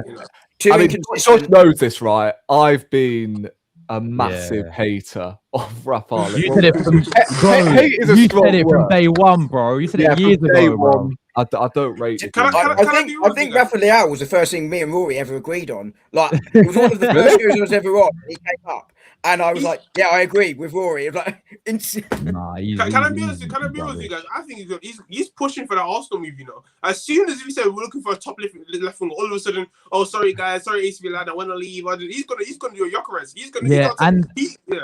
And he openly came out and said, I think like he like admires Arsenal. So like, I can see him moving to the Premier League, but I don't know if he's that sort of player Arteta would want, you know. As a player. Like, to be fair, he has a style. I'll give him that. To be fair, he played under Allegri this season. You know how Allegri plays, right? So why have Napoli hired him, by the way? Allegri's done nothing for about 5, 6, 7 years. It's the Italian football manager cycle, man. They go from club to club. And when the music stops, it's your turn. Exactly, bro. It's mad. But bro, he's so hit and miss, man. Yeah, inconsistent. Has he ever played outside of the top league in Italy? He played for Lille. Was it Lille? Lille. And I think, was he not at Sporting, or was he when he was in Portugal? I mean top 5 leagues. Oh, top 5, Lille, that's it, man. That's it. But for me, it's in the big games as well. Like when they play like the top teams in Italy, this guy he goes hiding. And then the thing for he's all the technical ability, don't get it twisted. Like he's really good technically, but like it's the end product as well. Really so frustrating. He needs like 4 or 5 chances to then finally take one. Yeah, I feel like him and Martinelli are very similar. Like, not skill. I think he's a way better 1v1 player than Martinelli. Yeah, 1v1 he's sick. Yeah, but I just be the same type of player where they're both kind of strikers playing at left wing. Where Martinelli's, I think he should have been a striker. I think he started off playing. He played a couple games. Yeah. I feel like they're both strikers at left wing. I feel like the profiles is similar. I feel like we'll get a lot of inconsistencies out of them. I don't know. I'm not a big fan of it, to be fair, but I'll take him. Obviously, he's better than what we have. If he's the only option, I'll take him. But like, you know, I prefer Morgan Rogers at left wing. I'm not sure about you guys. I do prefer Morgan Rogers at left wing. I feel like he's a perfect trusted replacement. I feel like, you know, they're the same type of player, but obviously Rogers is 23. He's better, he's more skillful. He's better driving with the ball, stronger. He's kind of like similar. He's got similar traits to Lewis Skelly, where he's hard to take the ball off. If we go Morgan Rogers, do you know what? I'd rather see him in the 10. Honestly, I would. So my concern about Morgan Rogers was whether he was a system fit. But actually, I think more and more he's becoming more of a system fit for Arsenal. But I'd rather see him inside than out on the left wing. Okay. I think that's what as people have been saying. He's a similar profile to Eze as well, where he's a cam, but he can play left wing. And sorry, so I have to pause it right there. They're not similar profiles at all. No, in terms of, I think IO means that you can play left wing or cam rather than how they play. They're not similar, but I feel like they say they can both play English. They can both play left wing and cam. Obviously, they're not like the same player, but like Yeah, I think it's completely positionally wise, different. Can I be so honest with you? I haven't seen much of Morgan Rogers this season. I feel like he's been quite inconsistent this season. He's had a bit of an inconsistent season. I feel like they fell off for a few games. And Well, I think he fell off when Villa fell off, didn't he? But, yeah. By the way, Sean, I've got Antonio Nusa. If we bring in two wingers, if we bring in a lights out winger and then say a backup, for want of a better phrase, I had sort of Krupke, although he hasn't played much on the left, by the way, this season. I actually thought he played way more out on the left than he has. But I had Nusa as another option. I think he's a real talented left winger. The other one I had, and annoyingly being linked with Liverpool, is Diamonde. Is he from Leipzig? I would love Diamonde. No, Diamonde from Leipzig, yes. Nusa is Dortmund. Nusa is the Leipzig. Do you remember the scene? No, I'm sorry. I'm thinking about my Football Manager save. Where the hell is Nusa playing? Football Manager, bro. I'm thinking about the Master League, bro. That's hilarious. Nusa, though, is a player I really, really like. But now all I can think about is He's Leipzig, I literally just sold him to bloody Dortmund. They're both Leipzig. For me, I've been saying Nusa's my wild card, man. I've been saying it for a while. Bring back light-skinned Premier League wingers, man. From 2000. Have you guys seen Mika Götze? We're linked with for a little bit, for a hot second. We're linked with Mika Götze. Ajax, yeah. What do you guys think of him? You know, Rory, you know Michael, obviously, yeah? Yeah. I asked him about him, and obviously he's an Ajax fan. He watched him week in, week out, and he was saying that his potential is mad. But he also said that he don't think he's ready for the Premier. He said he needs a few more seasons to develop as a player. Fair play. By the way, I've just checked. I got 140 million for Nusa, which is why I sold him. 140. Someone's cooking, bro. Yeah, but it does show that it's not necessarily always the most realistic game. Because where did Dortmund get 140 million? Yeah, thanks. Sorry, someone said in the comments that if we buy Rodgers, that will sell when they're. I don't think that's the case. I feel like if we buy Rodgers, we'll sell Trossard or we'll sell I think if we buy Rodgers, if we buy Rodgers, Jesus and another left winger's going. Simple as that. Yeah, but we're buying another striker apparently to replace Jesus. Yeah, I think we're replacing Jesus this season. In the summer as well. I feel like it didn't say. I think it's 20 million we're trying to sell Jesus for. Which, by the way, if that was Edu, that's Walkers. That's extra Walkers. We're not getting any money for Jesus. I don't think we will get 20 million, by the way. But I like the aspiration that that's our starting price, because you always say, as we all know, negotiations, you say it's 20 million, they say 10 million, you find somewhere in between, right? You your first offer, you go, well, I want this, and then you work it out in the middle so you can, so, but I like the aspiration we're going 20 because it's massive, right? So I think that and his injury history and his form, all of that suggests that, well, we know Jesus is a player, but can he still do it because of these injuries? If we get 20 million, that's brilliant. That's brilliant for Jesus. It's brilliant. And that shows we're better as well, because I feel like as a club, we've been so bad. Yeah, selling, we've been awful, man. Let's be real with it. So getting money for players. That's partly because we've had drops, but it's also partly because once Arteta decides he doesn't want a player, he does isolate them, and it makes it harder to shift him for good money. I think Arteta does have to take some responsibility for that. Facts, Dom. But I think he's improved on that, though. I think he improved. I feel like when we saw Nketiah, I don't think he liked him, but he kept playing him even though he was performing quite poorly. I think Nketiah was kept because he was the least worst of the squad players and potentially could have improved. Right. And I don't mean that disrespectfully to him. What I mean is, you looked at the other players we were looking to move on at the time. They were worse than Eddie Nketiah. So therefore he kind of got to play. But so I think that was circumstance. But what I think we will see with it, although we've seen it again with Norgard this season, just hasn't played, right? Nah. But we have rotated far more, generally speaking, this season, which means if we are selling fringe players, like Jesus hasn't been totally isolated despite being a bit poor this season. But very quickly, by the way, if we buy Rodgers this season, if he does not come out and his introductory video is not got the theme tune Buck Rogers behind it, I'm going to be really, really upset, because that is A, tune, and B. Did you say Duck Dodgers? No, Buck Rogers. Oh, I thought you said Buck Dodgers and Looney Tunes. I was going to say that is a poor of a reference, man. No, Buck Rogers, the song. It's a tune. It's a tune. Buck Rogers in a 21 and a half century. Yeah, guys, I think we've just gone off topic. I think I asked before I spoke about. We went. How would you guys rate the season out of 10? Probably 8.5 for me, because obviously we won that league, which is the main priority, as I said. We had to get that. But I do agree. The style of football, some of the football majority of the season has been dross. But I always said just this stage of the season when you're under Arteta's do or die for him. You know, you gotta get signed, man. Just Like win. you gotta get that Premier League, just get it however it's done, and we did it. So yeah, he did that. But I what frustrated me as well was like some of the cup like obviously that Carabao Cup final, the way we approached it in as well. I felt like we could have took it to a lot more. A trophy I would have taken as well. But the FA Cup frustrated me the most as well. To get dunked out by Southampton, you know, like it's these competitions that aren't set for me. He needs to work on because the FA Cup, ever since he won it, you know, that's the highest we got to. It was this season, quarterfinals. We got dunked out by Southampton Championship. So it's like that. In fairness, and I though, love the they FA were Cup. spying on us. They were spying, yeah. To be fair, I'm joking. so- By the way, that's a joke. yeah. Just in case anyone genuinely thinks I was defending Arsenal on that. But yeah, I think 8.5. Like, I don't think obviously 10 out of 10 is flipping champs in there as like champs and maybe like flip. I don't know, a treble. 9 would be like 9.5 or like a 9 would be like champs and Prem for me. So yeah, probably 8.5, man, because we got the league over the line, and that's for the main thing I looked at. Yeah, I agree. Yeah, but I agree. I just hope that we don't bring this style of football into next season. I feel like we'll get found out. Not to switch, I'm not switch the topic or anything like that, but I feel like we need to switch it up now. We need to hit that free flowing football, get back to what we were doing before. I feel like now that he's gone over the line, the pressure isn't there anymore. Well, it's not like it's not there, but it's like it's not that high because you can win the league now. Because before we didn't know if you could do it. But now I feel like now the pressure's off. Go out there, play the football you want to play, and show the fans that you are a free flowing manager. You can't just come from Pep and say you're not free. You are. That's what he does. That's what he's been doing. So yeah, but yeah, 8 out of 10, 9 for me. Well, what about you, Dark Side, bro?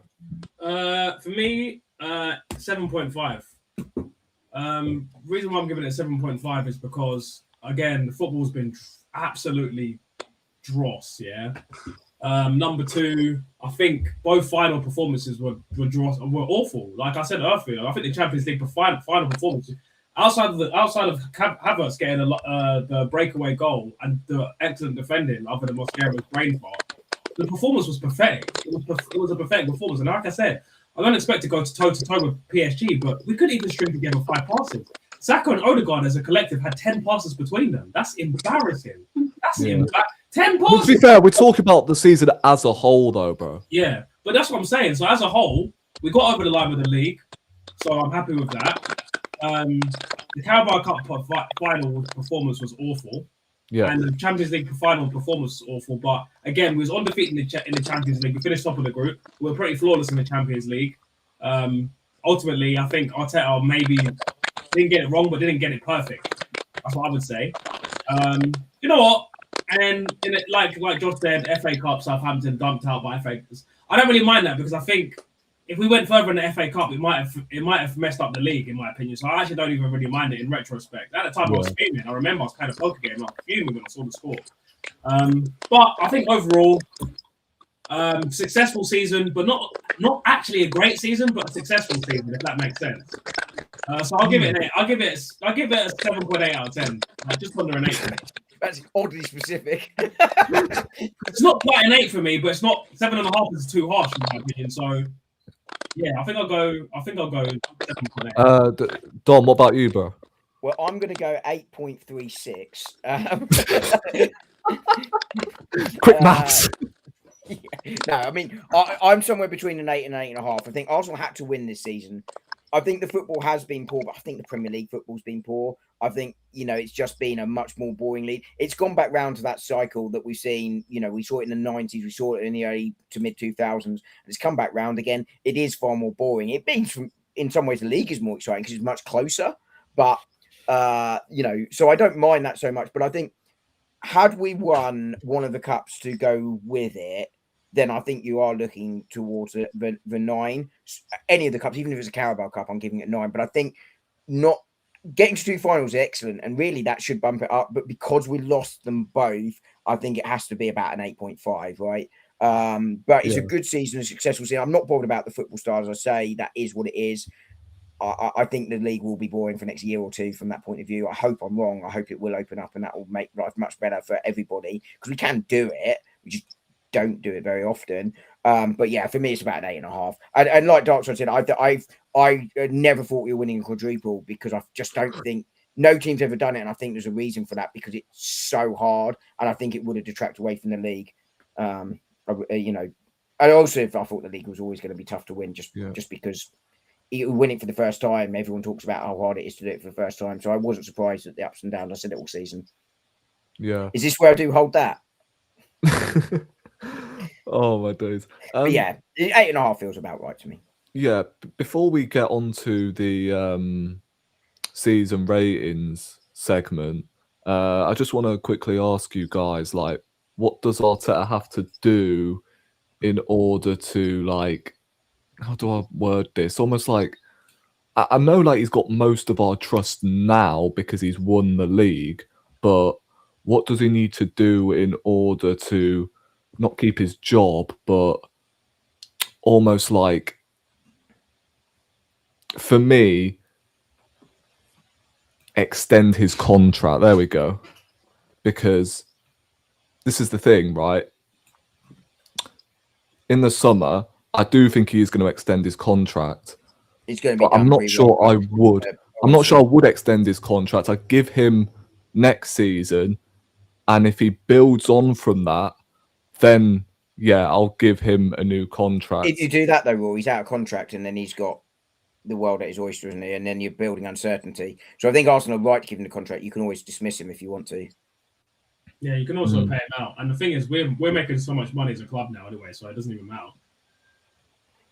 Yeah, I think you give certainty. You say, we believe in this manager. This is a manager. This is what we're going to do. This is our plan. He's here for the next 3 years, whatever the contract's going to be. That, I think, is a much stronger basis to go into a transfer window than not knowing. So I think they're right to give him the contract. And they can, as I said, we've got the money, we can pay it out if we need to. I mean, after this, title triumph, how long are you actually giving him before you go, right, this is too long now. We have to win something. Like, I get the league is an unbelievable achievement, but if he doesn't win anything next season, do you then give him another season to, like, not from the board's perspective, but would you give him another season if he was going to win nothing next year? No. I don't know. It's hard to say. But no, it's hard to say. I think there's too many variables in that, isn't there? What's the football like? What are the circumstances around it? How's everyone else playing? Which makes it impossible one to answer. I mean, you imagine you finish second in the league with 92 points, you go to a domestic cup final and a Champions League final. Like, are you sacking him? Probably not, but he's not won any. What he can't do is have a slot season. And what I like about Arsenal at the moment is they look determined to build on this, and they will build a structured plan. I said last summer that I hated Liverpool's window. I didn't think it was balanced. I don't think Arsenal will do that. I think they'll build in a sensible way. They're talking about 3 players. It could be up to 5. That kind of feels about right. But in terms of what he has to do next season, I don't know because there are just too many variables to make that call right now. Right now, I'm just interested that we've won the league and we know what we know what we've got and what we're looking to do in the summer by and large. Yeah. What about you, Josh? Like, sorry, what's the question? Yeah. So the question was, right, obviously he's won the league this season, but yeah, how long do you give him before you go, well, winning nothing now is just unforgivable? He'll, almost like when he won the FA Cup, we gave him another season. Yeah. How long are you willing to give him after this title triumph? Is it another season, and then if he wins nothing, sack him? Or I think for me, in terms of sack after he's won the Prem, I think you'd expect Arsenal and him to kick on now, to go, and especially with Pep Guardiola leaving Manchester City, with all the changes in the other clubs as well. You expect Arsenal to go and kick on, win another Prem. Ideally, go and dominate. Sign these new players in January, sign these new players in the summer, get some new attackers in, go for the trophies. Like, now, you got your squad here, which you won the league now.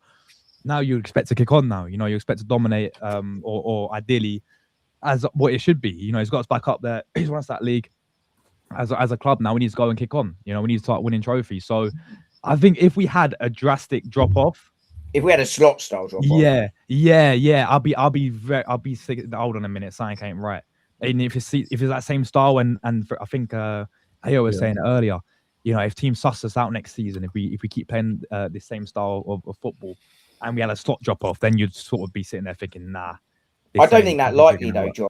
I really don't. I mean, we've seen him tweak this tactics season on season. Sometimes there's been a drastic change. But we haven't seen a drastic change the last few. There seems a determination to kick on in that whole squad. He's still young, still hungry. I think we're in a period where we can dominate.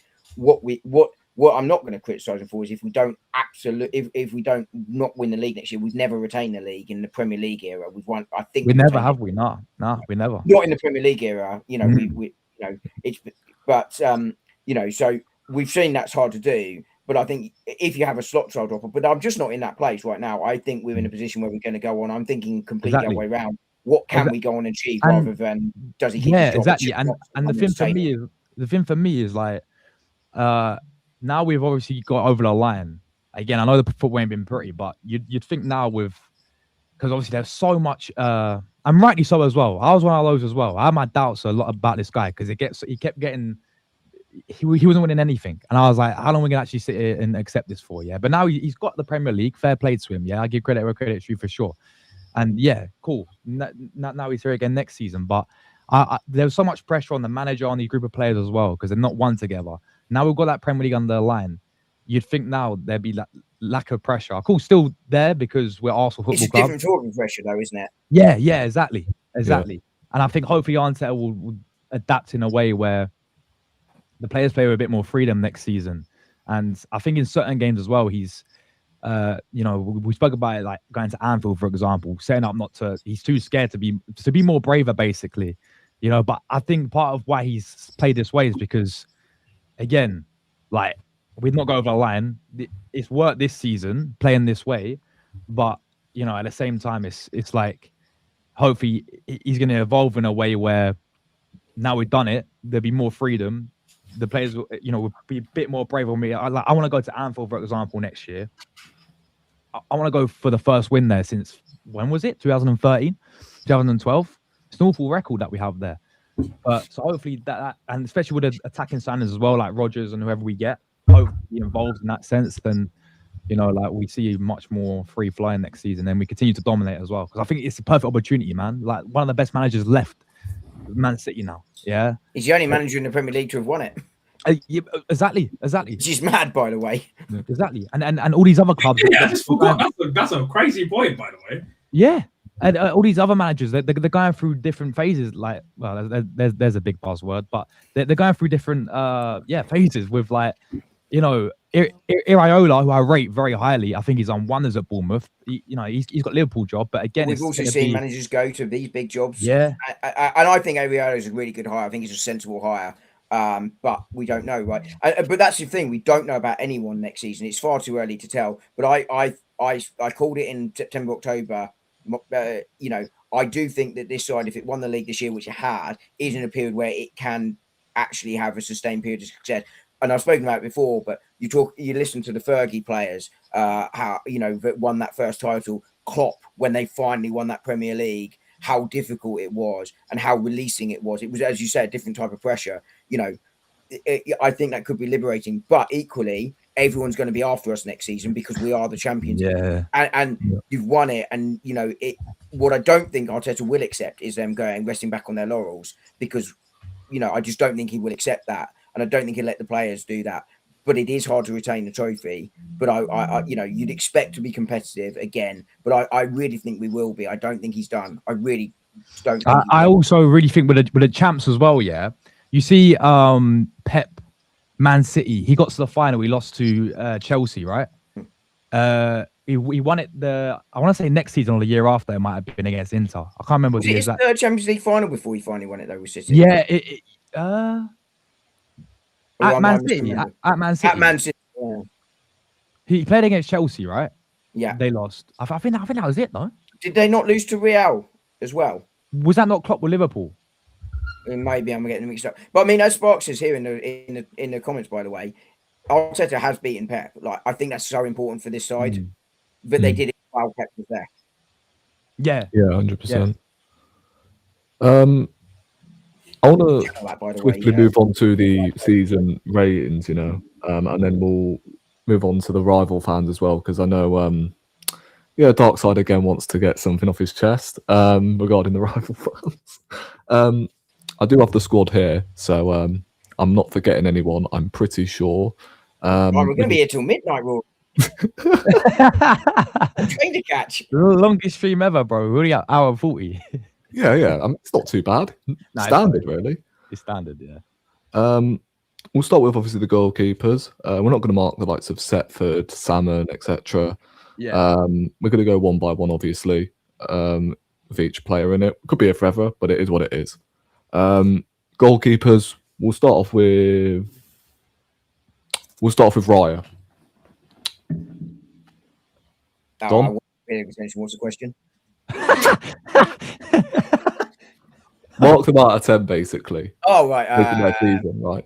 Well, Right. obviously, he made that mistake at Wolves, so it's what, a 1?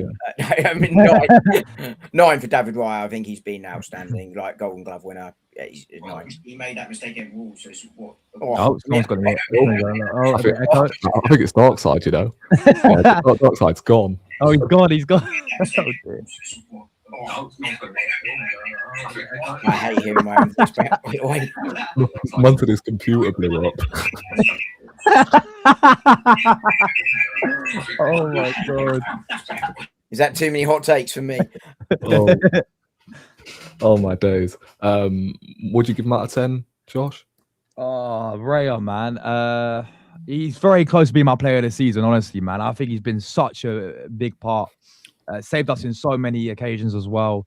I'll go 9.5, man. I'll go 9.5, almost a perfect. Oh, I'm not going to do halves. And he says at this point, as I then go and give a half later on. Yeah, no, Raya. What is it? Third back? He got Golden Glove again, obviously. Then third one in a row, 3 Golden Gloves in a row. And finally, this guy deserves a respect because I've seen a lot of people say, "Oh, he's only getting Golden Glove because of the back four that he's got in front of him." Where he proved in this season, yeah, that some of the big saves that guy made.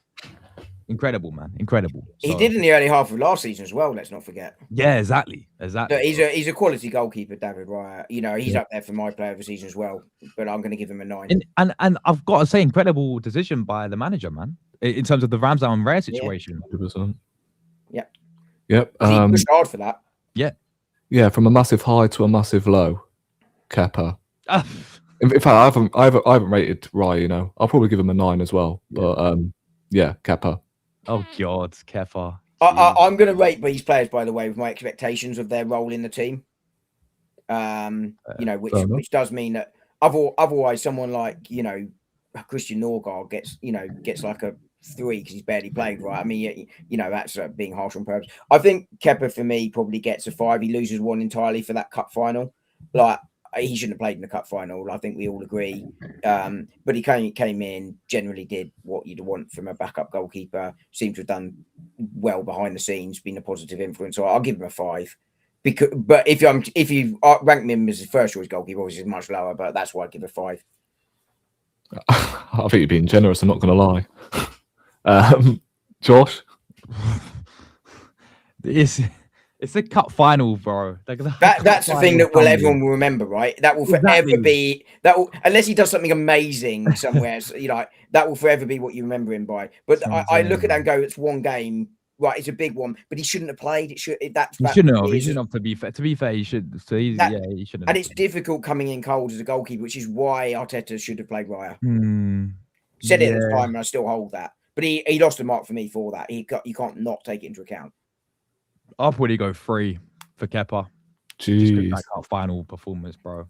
Yeah. I can't take off everything for that. I just can't. Yeah, I'm probably going to give him a 4, you know.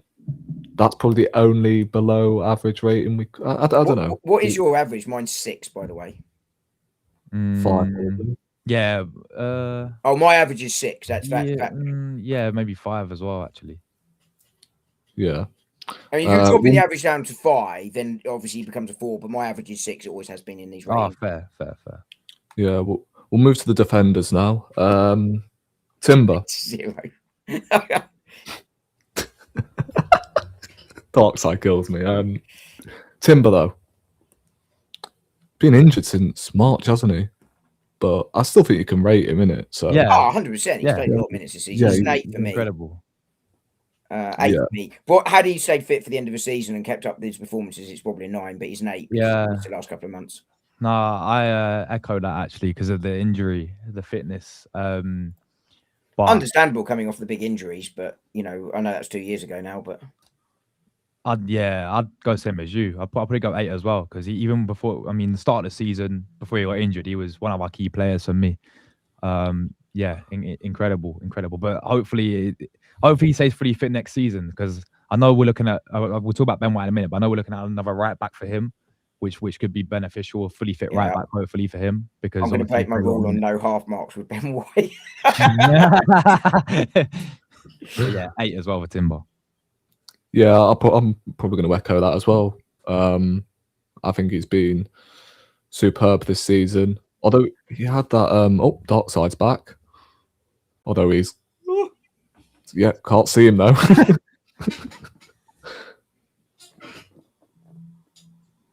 But as I said, I'm probably give Timber an 8, because up until the point he did get injured, he was absolutely outstanding. But then there was that period where I think he fatigued a little bit. So I think that's probably what's stopping him from getting a 9 for me because he had that period. But I've probably put that down to fatigue. I'm not going to lie. I think he's the best defensive right back in world football. I agree. Ben White. 6.5, breaking my rule already. 6 is obviously my average. I think Ben White, it helps that I like him as a player. Obviously his injuries are poor, but we knew that was going to be a case this season. It's not like it's new. And I think they are because he put his body on the line for this club beforehand. I thought he had a sticky patch when he first came back in, but I'll give him a 6.5. Oh man, yeah, I love Ben White as well, bro. I see injuries, bro. That F this guy up all the time, and he probably will leave as well, won't he? Now in the summer, I think that would be a sensible thing for him and for club. Yeah, I love that guy, bro. I think 6 is probably fair, but I gave 6.5 just because I love him. Yeah, I'll probably. I echo you as well there. Then I'll probably go 6. Yeah. I'll probably go 6 for White just because. I can actually see him staying, due to the injury. I know about you guys. I think if Arsenal I think Ben White is a 40+ million pound defender, but with his injury, he's going to be down. I think if Arsenal get anything north of 20, they've already paid off his transfer fee under PSR, so it's pure profit essentially at this point. Yeah, I think you're moving his wage off the book. They want a more reliable right back. I think anything north of 20. And do you know what? If I'm Everton, I'm paying 20 million. And there's so much rumors that we are going to get a new right back, so it just makes you think that he's definitely gone. All right. We're being, by the way, and this is not a joke, and I don't know, the resource is not massively reliable, but Josh Ameyang or whatever his name is out of Chelsea is being not that Chelsea. I don't believe that for a second, right? Like, if he comes in, he's coming in as a 9th, 10th defender, right? As in you bring him in to loan him out to try and hope he develops into something rather than to be the instant backup. But the sources are unreliable. I just don't buy that. The one we should, I don't know if you said it already on the stream or earlier in other streams. The one we should get for me is Coyote from Brentford for me, because I think he brings a lot. Bro, even with Yova, yeah, you see his long throw-ins. You seen we do it with Declan Rice. We saw it against PSG. From long throw-in all season, not one. Yeah, I know. Yeah, exactly. Like Dan nearly did on Saturday. Funny enough, I sit there and I say, why do we keep doing these long throw-ins where they don't work? But someone like Coyote comes in. He scored against us. Do you not see? When I think it was him who put it in, and then they fixed it on. He's a set piece specialist, throwing specialist, and also he offers a lot. Going forward as well. So, I mean, the only thing I would worry about him would be he's done it one season. True. But if you're coming as a backup to Timber, and you've got Mosquera that can go out there if he's struggling somewhat to sort of fit in and needs a period of adaptation, it's there. Yeah, Munoz is an interesting shout. I think Munoz more as a wing back, Yeah, I agree. The whole Livramento thing as well is like. Well, let's pay 50 million to upgrade our injured right back with injured right another back. injury. Yeah, Yeah, exactly. He took words out of my mouth. Exactly. Yeah, I'm probably going to give Ben White a 6 as well. To be fair, I think he's done all right. Well, he did all right at the start of the season, but obviously towards the end, he's I thought he improved before the injury. I thought Yeah, he, yeah. you know, but from that Atletico game onwards, I actually thought he played really quite well. He had that sticky patch beforehand, but I think that's also when players are coming back from injury. That's quite often what happens. You just Yeah. need to find that match fitness again. Saliba. Oh. I All think right, he's had an underrated season. I really do. Yeah, he's been up there, bro. He's been up there. 9. Yeah, 9 for me. 9 for me all day long. Yeah, 9. I agree. I was going to give 8.5, but I can't go too hard. It's an only half now. Yeah. It's just below a 9, but it's around that 9. I mean, but again, he's been underrated, which is partly because of how good probably the next man we're going to cover is. Yeah. Yeah. I mean, the fact he was playing with a back injury as well during that final. If he could have the And rest of the World performance Cup, he I'd put be in. massively appreciative. Was he? Back injury? He's a doubt for the World Cup, yeah. Oh, Yeah. damn. And he put that performance in, just incredible. I think he's up there with player of the season. I really do. Yeah, he's got to be. He's got to be, man. I agree with that. I'll tell you what, I'm just checking with Sparks if this is genuine, but I might have some big breaking news for you in a second. So carry on and while I confirm. Yeah. By the way, Sparks, if this is a wind-up, congratulations, it's a 10 out of 10. But if it's real, I might start jumping around the room in a minute. I agree with that 9.5. By the way, from Dark Side, I think he's been flawless this season. 9.5. I'm tempted to give him a 10. I don't remember him like making a mistake. Nah, he's been immense. Yeah, 9 for me. We'll go to Mosquera next. Oh, nah, decent. Especially, okay, he gave away the penalty, yeah, but he gave a great battle. I'm not taking anything off for that. He gave a great battle to Kvaratskhelia. Yeah, the best left winger in the world, bro. He gave him a really... Bro, he had him in his pocket. I'll be real with it, man. Yeah, okay, cool. Kvaratskhelia won the penalty against him, but okay. It's unlucky for him, right? But he had a fantastic performance in that Champions League final, and he's been overall a really good signing, man. Yeah, the money we paid for him was how much? Oh, next to nothing, 15 million. 15 million, yeah. And he's and how old is he again? Like 22? I want to say 21. Yeah, great bit of business from Berta, right? And yeah, this guy looks rock solid as well. I think sometimes he still looks a bit raw, especially when he plays right. You expect that 21-year-old, exactly, yeah. But bright future ahead for him, man. And what a bargain. I'm going to give this one 2 grades, by the way. Josh, what did you give it? Sorry. Rating, I'll go solid. Been a solid backup, solid squad. Depth. I will give him 7.5. Yeah. I think that's right. 7.5 is right. But as a signing, I think this is 10 out of 10, and I think this is one of the best value for money signings of the season. The best value for money signing of the season, by the way, goes to Dominic Calvert-Lewin of Leeds, free transfer. What's it, 11 goals? Yeah, that's a shame. It's hard to argue on value for money when it's a free signing and not much wages. By the way, the big thing I was going to mention, I'll let you do your rating. Then I was going to say I agree with the 7. I do think he's a little bit rash, but so was Gabriel when he first came in. Yeah, exactly. Yeah, and he's 21. Yeah, and he's 21 exactly. So I'll probably give him a 7. I think he's been a fairly decent signing. Dom, what did you want to? Well, Sparks and I are trying to verify this, but I'm obviously on 9 each. But sources close to BBC are reporting that Arsenal are close to an Elliot Anderson signing, and if that is correct, that's huge. Really? And a surprise. What? Yeah, I'm trying to find verification. It's not on the BBC website, and I can't find one of the top journalists. But yeah, Elliot Anderson. If that turns out to be correct, and it's a genuine tweet, Sparks and I trying to work out how reliable it is. But yeah, who is it? I always thought it'd be Man City. He'd end up. Well, that would make most sense, right? I mean, if that is true, because the source is a little bit dodgy. Yeah. Which is why we're just trying to work it through now. But if that is true, that's huge. Yeah, that's massive, bro. Elliot Anderson.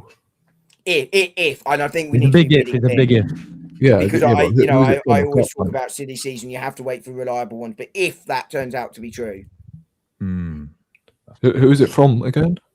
I don't recognise the account, but sources via the BBC, which is what Sparks is just checking out, I think, for me, because it's difficult to Interesting. do it when I'm on here. Yeah, I'd definitely take him, but you know me, I prefer Wharton instead. Well, I think Lewis Skelly and Zubmendi almost do the Wharton role. So I love Adam Wharton, by the way, but Elliot Anderson is kind of. I think that could well be the end for Mikel Moreira. Bro, No, Marino will play up front. No, No, we're going to buy a third striker. I think Marino will play up front. No, No. Really? You think he's good playing midfield? Yeah, I don't know. either that or he takes over the Norgard role as that fifth midfielder. yeah. Fair enough. We'll see what happens. So many options for England. I really hope that's true. It's for England. I mean Arsenal. Yeah. Wait. I do want to be about- really clear that is an if. It is a tweet out there, and they are citing sources, but we can't find those sources to verify. And Wait. so I want to be really clear that I'm not saying that's 100% accurate. What do you think of what's going to happen to that Leicester guy we're signing? That Monga guy, 16. Is he going to go straight to the academy, or is he actually going to be in the first team? Oh, I think academy and possibly trains with the first team. Okay. I think it's part of the. I talked about this a couple of weeks ago on a video actually, which is Arsenal will set aside money again for that academy, and I think it makes sense for two reasons. One, if they come up through, as we've seen, the first team saves you tens of millions of pounds. Also, we have to sell better out the academy, and I think this is one way to do it. Like we just lost Josh Nichols there on a free, right? Yeah. Yeah, that's a shame to be honest. I mean, I don't think he was ever going to make the grade at Arsenal. So from that point of view, but that's what another £1-2 million we could have got if he had 12 months left on his contract with possible add-ons. Yeah. I know it's 1-2 million, which is a lot to us, but in football terms, not a lot. But That Hutchinson as well we had, right? He went off to Chelsea. Now he's at in fairness, Arsenal were Forest. desperately trying to get him to sign a new contract, and they were limited to 2 years because of his age. So Arsenal did everything they could to keep him, but he went to Chelsea, didn't he? And then it is difficult to keep hold of these players. We lost that striker who's done nothing since he went to Manchester United. Bobby Martin. Yeah. Another one. Yeah.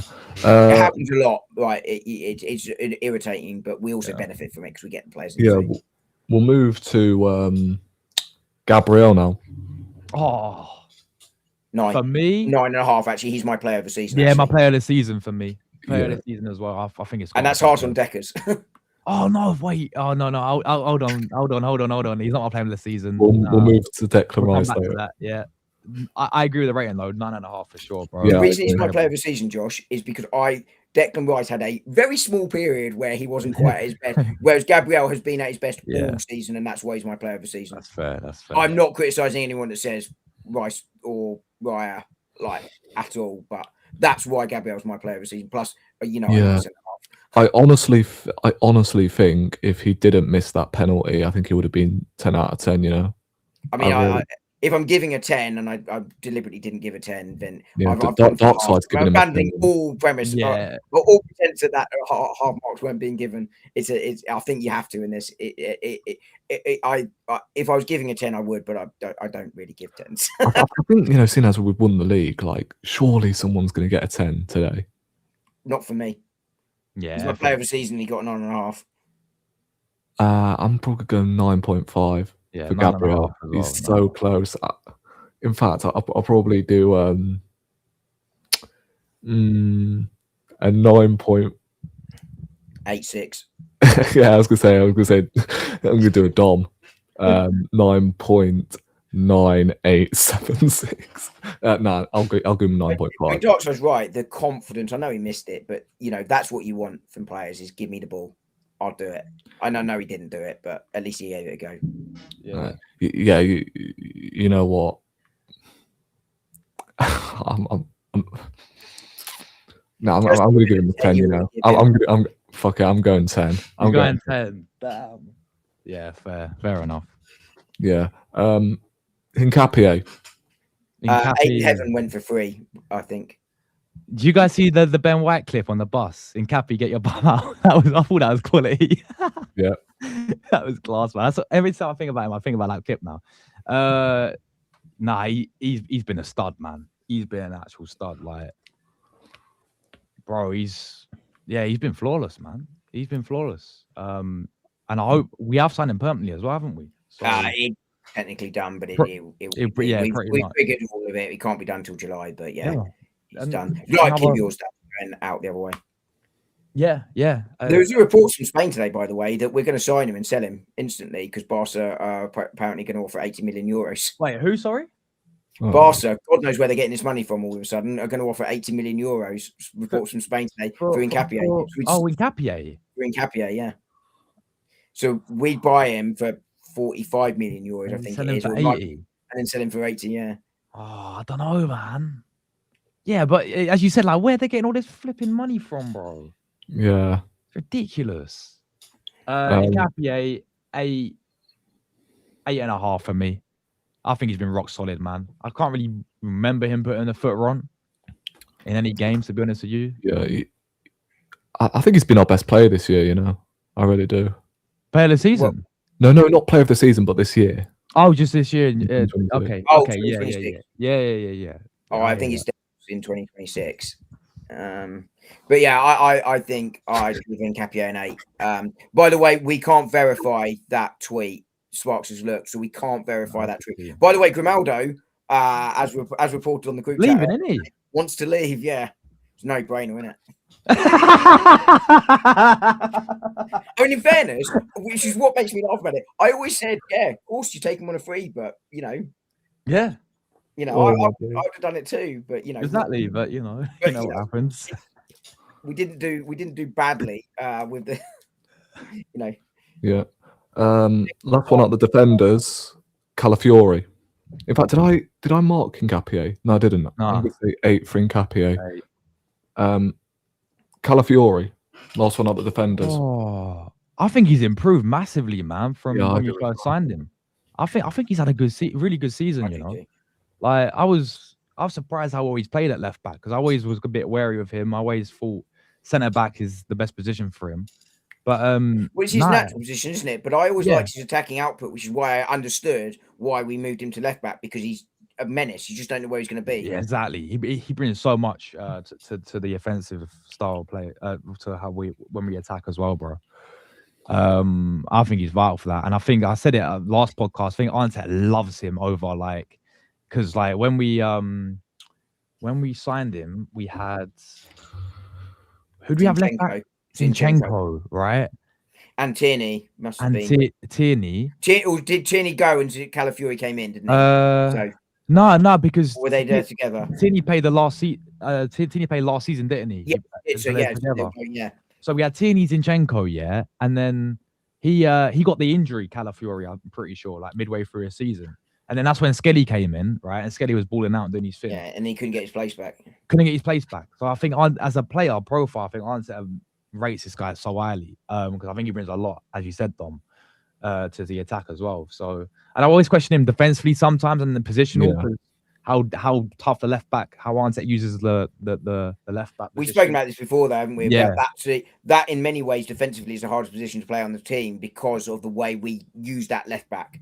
So I think that's about team structure. And whatever you do, there's going to be a weakness somewhere in your line. Unless you want to just sit entirely and do no offensive play, there's going to be a weakness somewhere. So I think that's as much on that as it is anything else. And that's not blaming anyone for that. I think that just is what it is. But yeah, I'll give him probably 8 or 8.5 as well. Man. I think he's been the most improved. I'm going to say 7 just because of the injuries. The injuries. I'm going 7.5 because of his fitness. But I do think we are a better team with him in the starting 11. That's what I will say. I think we're better going forward with him in it, but I think I would have started Calafiori for some attacking outlet because we had Mosquera at right back on Saturday. I think for games like that, generally speaking, you do want Hincapié. I think, you know what? I think we should have brought him on in the final. I'm surprised he never got introduced. Who, Cala? Yeah, I agree. Yeah, but Hincapié was locked in. I mean, I also was considering Calafiori, but I get why he wasn't. But at the same time, Dom, Hincapié got injured in extra time, didn't he? Yeah, but we didn't have any changes, so we had to keep him on. At that point. With no changes, but then again, I wouldn't have brought on Madueke, to be honest.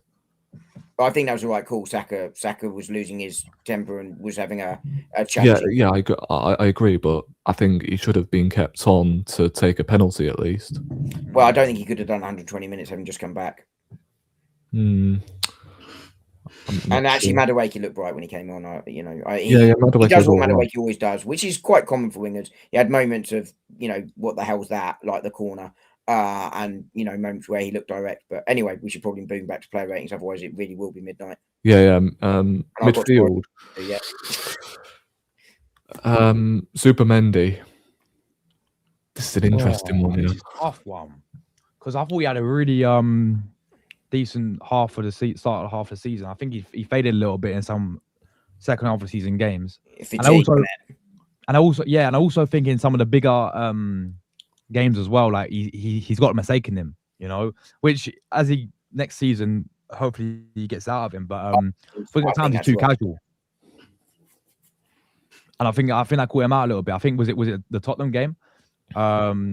I want to say no, not Liverpool. Was it Liverpool? No, Liverpool was one. He did it at Old Trafford as well. Got away with it. Yeah, Old Trafford got away with it. Yeah, so it's just those things in his game. But I think that's an adaptation thing, though, isn't it? But also when you're receiving the ball in that half space on the turn, we're seeing Miles got caught out and it much further up the pitch. It's an occupational hazard. No risk, no reward. So I think it won't entirely go simply because you have to take risks sometimes. Yeah, I'll probably give him a 7 or 7.5. I'm that's exactly where I'm at. I think he was an 8.5 in that first half season, but I think he'll be significantly better next season too. It may sound harsh, but I'm probably gonna go 6. I gave 7 would be where I was at. But I'm probably gonna go 6 with Subamendi. I do think I'm not gonna go too hard on him because it's his first season. It's his first season and he's had a lot of minutes. Played more minutes than he ever has before. Yeah. I mean, if you wanted to rate the second half of the season, I think that would be fair. But I think the season as a whole, I think that's a bit harsh. Yeah, he started really well, but I just think towards since the turn of the year, he's had a few, not even a few, but he's had many poor games, to be honest, where he's looked out of place and just playing it a little bit too safe. And I think it speaks volumes that Arteta's now trusting Skelly in midfield in his big games towards the end of the season. Sean's right, though. He's scored some banning goals this season for us. Yeah. Easy to forget that, actually. Yeah, that's true. I think for me, he's not a starter, but definitely a squad player. If he's a squad player, you've got a really good one there. Yeah, 100%. And that's not a problem, by the way. But I'll probably give him a 6 for his first season, just because of that. Towards the end, he's sort of tailed off. Who do I have next? I think that's harsh, by the way, on ZB. Maybe, but okay, I'll probably go 6.5. I'll let you have it. It's your show. I'll go 6.5. I think looking back at it, it is quite harsh. I think over the whole season, if that was your 2026 rating, then I think that's right. Yeah. You could even say it's a tad generous, but I think it's probably right. Oh God. Oh Jesus Christ. Man like Dom. I'm going 6, right? I mean, it's not. I don't think he's ever let us down whenever he's played. Yeah. It's just the lack of minutes, which isn't on him. But he's an £8 million signing, apparently being massively impactful off the pitch. Hasn't let us down on the pitch. You can't go higher because he hasn't got the minutes there. But so 6 kind of feels harsh on him. But when you've got less than 1,000 minutes, you can't go higher. That's the thing. It's hard to rate when he's not played enough. Like you're right. Every time he's played, he's a decent. But I knew this from Norgard. He proved it at Brentford. Like he was a captain, wasn't he? Well-established Premier League player, right? I always rated that. I wanted him to play more games. I was saying this guy needs more minutes for us. Every time he stepped in, he's done his thing. Yeah. So it's the one area we haven't rotated this season is the middle two. Yeah. Which is partly why Mendy fell off. And Norgard was more than capable of playing for me, but he didn't. Yeah, that's a good point. He played out of position, centre back. He plays centre back sometimes as well. Norgard. Yeah, he played against Brugge, which he is Brugge, but yeah, I've got to give him my average, which is 6. I'll go 5. And Yeah, I'm Which going is to go your 5. average, right? Because you're, yeah. Yeah, I'm going to go 5 as well, but that's not his fault. Like, I think he's done all right whenever he's played, and I would actually keep him for next season. You know, I'm not against keeping him. I think it depends on what you do, right? Yeah. Oh, my phone keeps switching off. You know, Marino been injured since January. Yeah, that injury's annoying. What he had, man. Freak injury as well, wasn't it? Yeah, He was clutch at the beginning of the he season. was. That's the thing, bro. Apart from the injury, I'll give him a 7.5, or maybe 7.5. I give him an 8. Yeah, I don't disagree with that. But I can't take out the injury and therefore it's a 7 because he missed half a season. But he was brought in to be a squad player. He's a very good squad player. And that's how I rate him as. And bro, look at them ratings. People give him 6. Yeah, I think that's harsh. No, lads, I don't know. I think that's harsh. Listen, I don't rate Marino.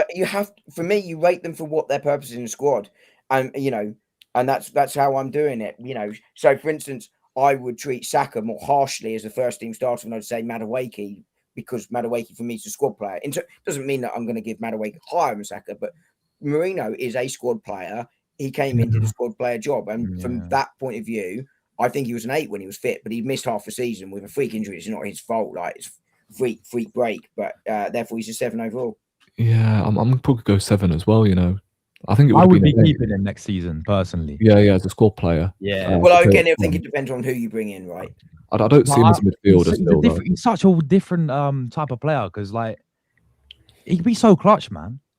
Like, yeah, I get that, and I like Marino. I defended Marino a lot because I think the attacks on have been over the top. But for me, if that Anderson thing, for instance, is genuine, and we can't verify it, just to be really clear. Of course. If he came in, midfield is Zubimendi, Miles Lewis-Skelly, Anderson, Rice, Body got and one other. He either accepts the Norgard role, which is probably too good to do, and young, although he's 28, 29, still young enough to not accept that role. He's not Jorginho, Norgard age. In that scenario, I think you'd look to sell him, but I think you have to bring in someone of that level to say Marino's the man that goes. Yeah. I don't see him as midfielder though, to be fair. If you bring in, say, Norgard to replace Jorginho, and I know we got Norgard already, then you keep Marino, of course. It depends on what level of central midfielder we bring in. Marino's really proved me wrong, man. When we first signed him, I swear that same window, this is the thing, we could have got Fabian Ruiz, no? I swear we'd linked with him as well. And we went with I think Edu wanted Fabian Ruiz, I would have loved Fabian Ruiz, obviously, but Sparks always makes this point that he thinks it was because we couldn't get Zubimendi. They laid the groundwork for Zubimendi with Moreno, but also they liked Moreno's profile, which was something different. That's true. And apparently Ruiz always wanted he preferred the other options on the table, which is fine. And it was a difficult window, that, because as I said, the money wasn't there that season. It just was, and the market wasn't brilliant that season either. It was a crap market. If you're buying sort of 10th to 5th in the Premier League, it was a great window. That window was when we signed. Was it Cala? Him? Yeah, Cala and Moreno, pretty much, wasn't it? And then Raheem the Dream. Yeah, on loan. Which, if he came in, I said at the time, if he came in to replace Nelson going out on loan, that I could get that. The problem was Nelson went out on loan as well, and that's where we left ourselves one short. Yeah. And obviously Sterling didn't work out at all. My guy Neto as well, Norberto Neto in goal. Played one game. 3 times he couldn't play in the League Cup. Yep, nearly got sent off. Yeah, I remember that. It was an awful window, but again, you have to. The context around it also had to be provided. Which I didn't disagree with the criticism of it. I think you have to always look at that. What's the market and what's your financial situation. Thankfully, we have to worry about that less now because we've got 3 years of Champions League football and much more increased for commercial revenue. And we ain't in FFP crisis. Well, that's my point, right? There wasn't that much money left, and I was so happy when David Ornstein proved me right. I genuinely did a little jig that my calculations were right within 2 point something million. Oh my days. Next up, who's next? Man like Deckers, 10 out of 10. No, 11 out of 10 actually. Player of the season all day long. I agree with the 10, to be fair. I think him and Gabriel have been the spine of this team. In fact, I feel bad not giving Saliba a 10, you know, as well. I'm going to go 9.5. Gabriel still gets my player of the season, but there's not much in it between the two of them.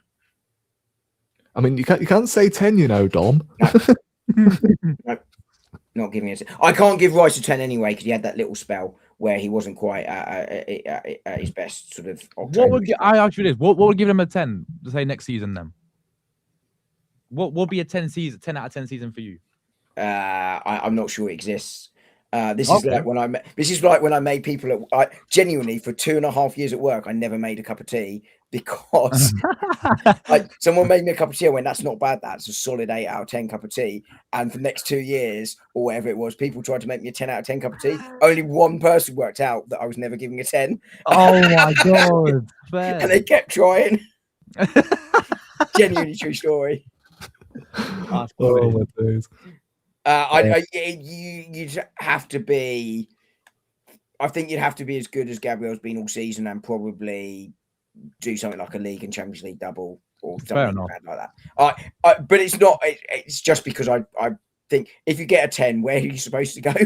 How are you supposed to improve? Yeah. Right? How you meant to improve? Yeah. Exactly. It's more that than because they weren't excellent. I'm being overly harsh, to be fair. Even in that period where he wasn't playing well, you know, you had he was still good. He was still good, and then you had, you know, the biggest aura gamble of all time. You know, it's not done, so you got to give him bonus points for it, surely. You know what was quite funny? That's exactly what I said at full time tonight after we lost 2-1. I have no idea. I'd already been sent off at that point, so it made no difference. But didn't even bother waiting. So wait, what we're saying? I'm saying 10. You're saying 9.5, Dom, and Josh. Did you say 10? I'm saying 11. 11. Jesus Christ.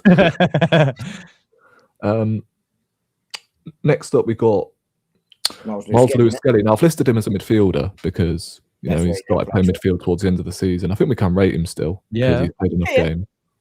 In midfield, 9 out of 10 for me, straight up. He's too much sample size. Yeah, because he's only played a handful of games there, to be fair. But since he's been there, he's been flawless on me, and he's quite clear his position. At left back, again, because at the start of the season he didn't really get in the Premier League. He didn't really get that game time, did he? He played a few times there. Yeah, but mostly in the Champions League or League Cup or like. Yeah, but he did get a few minutes there. I still thought a left back. He still looked like. He had some good games, but it just a bit uncomfortable, man. It wasn't for some reason for me. I felt he was a lot more better there last season at left back when he first struggled a little bit of second season syndrome for me. Mate, yeah. I was just thinking, like, he got much slower, didn't he, when he was playing at left back? Yeah, exactly. This season, I think that was positioning rather than pace. You know.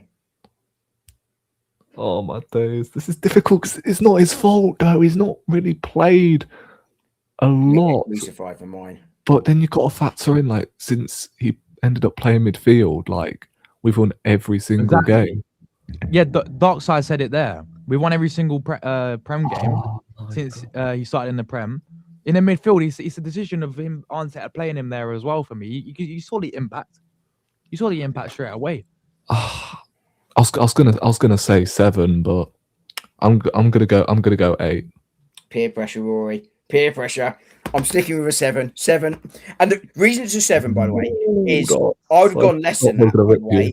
I would have gone less. Oh, no, I'm about to get killed. But I would have gone less than that had it not been for that midfield at the end. And look, I think it's come out that he'd been training intensely there since January to sort of get ready to come in that. And it's a shame in some ways it didn't happen earlier. But the reason is his minutes were significantly down. You'd expect that, right? He played lots of minutes for an 18-year-old last season.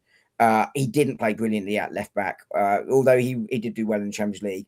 But I think is I knew I'd get killed. I get it, right? You know, but if I'm giving his midfield rating, it's genuinely a 9. But I can't rate on that on overall the games. Yeah, that's why it's a 7 in the season overall. But I think he's a special player, and I'm really excited for him next season. Hopefully he does play more in midfield next season. And we can Oh, give I him think more- he's a midfielder now. I think he'll go back to left back in a crisis. Yeah. Eze. Oh. Second half of the season, he's been elite for me. To be Yeah. honest with you. Second half is where he's really picked up. Obviously he had them Tottenham games, which he was dance on them. That was perfect. That was meant to be. But I think, yeah, I still think at the start of the season, bit slow start. He had obviously we had games where he put him on the left, then played him in, the more attacking midfielder role. I think it was against Villa where Arnett at Villa Park he put him on the left wing. Maybe that wasn't the game for him up against Guy in Villa Park and up against how Villa played as well. And he had the Matty Cash moment, didn't he? The Matty Cash moment, he struggled, and he got hooked for quite a while. I think he was benched for quite a while. Well, again, it came out that Arteta did this for 3 or 4 players this season, where he went an intense training period where he focused on one part of that game, a bit like with Miles in that midfield, apparently. Yeah, and but it was so intense that's partly why he didn't get the minutes, apparently, because they were beasting him in training. Oh wow. Yeah, I can't think. One of the Arsenal beat writers came out with that. I want to say John Cross, who I don't overly like. Yeah. Wow, Dark Side, that's your boy, bro. 6.5. To be fair, I was going near that. I'll say 7 for me. Oh, I think he's a 7 because of the moments, right? But he's somewhere between a 6.5 and a 7. But he's always going to be a moments player. You're not going to get massive consistency out of him because I think he's that moments player. Yeah. But again, I think he's another player that will be better next season than this. Yeah, hopefully. I think we understand how the system works a little bit more. I wouldn't be stunned to see him starting next season because he's a player that will have been around. I think 2 or 3 are going in that attack. Yeah, I'm probably going to go 7 as well because he has turned up in big moments and he's actually won us a lot of crucial points as well, hasn't he? Like, if you think back to the Man City. Newcastle 1-0 goal that he scored. Yep. They can't forget the Leverkusen goal. My God. Champions League goal of the season, wasn't it? Yeah. Got an assist against, I believe, Atletico, Bayern Munich. And you have to remember, he's a moments player. He will have those moments of inconsistency because that's just the type of player. And you have to factor that in, that's almost his role in the team. Yeah. Do you think the manager's been holding him back a little bit? No, I think it's an adjustment period for a different type of football. So it depends on where you want to put the blame for that. This is a very different team, but plays in a very different way with very different level of expectation. And also, if you ask Palace fans, they'll tell you he turns up in August and September and doesn't turn up again until March. I was going to say that. I swear in Palace, he always does this thing where he turns up end of the season, don't he? James Maddison did it at Leicester. Yeah. He's one of those types of players. Well, why is that? Why do you think that is? Why do they just fair weather player, isn't it? Yeah, fair. That's simple, fair. I mean, do you agree with this? By the way, if Rodgers was going to come in, do you think he will overtake Eze as the term? Physically, yeah. It's where I'd play Rodgers if I was bringing him in. I think. Yeah.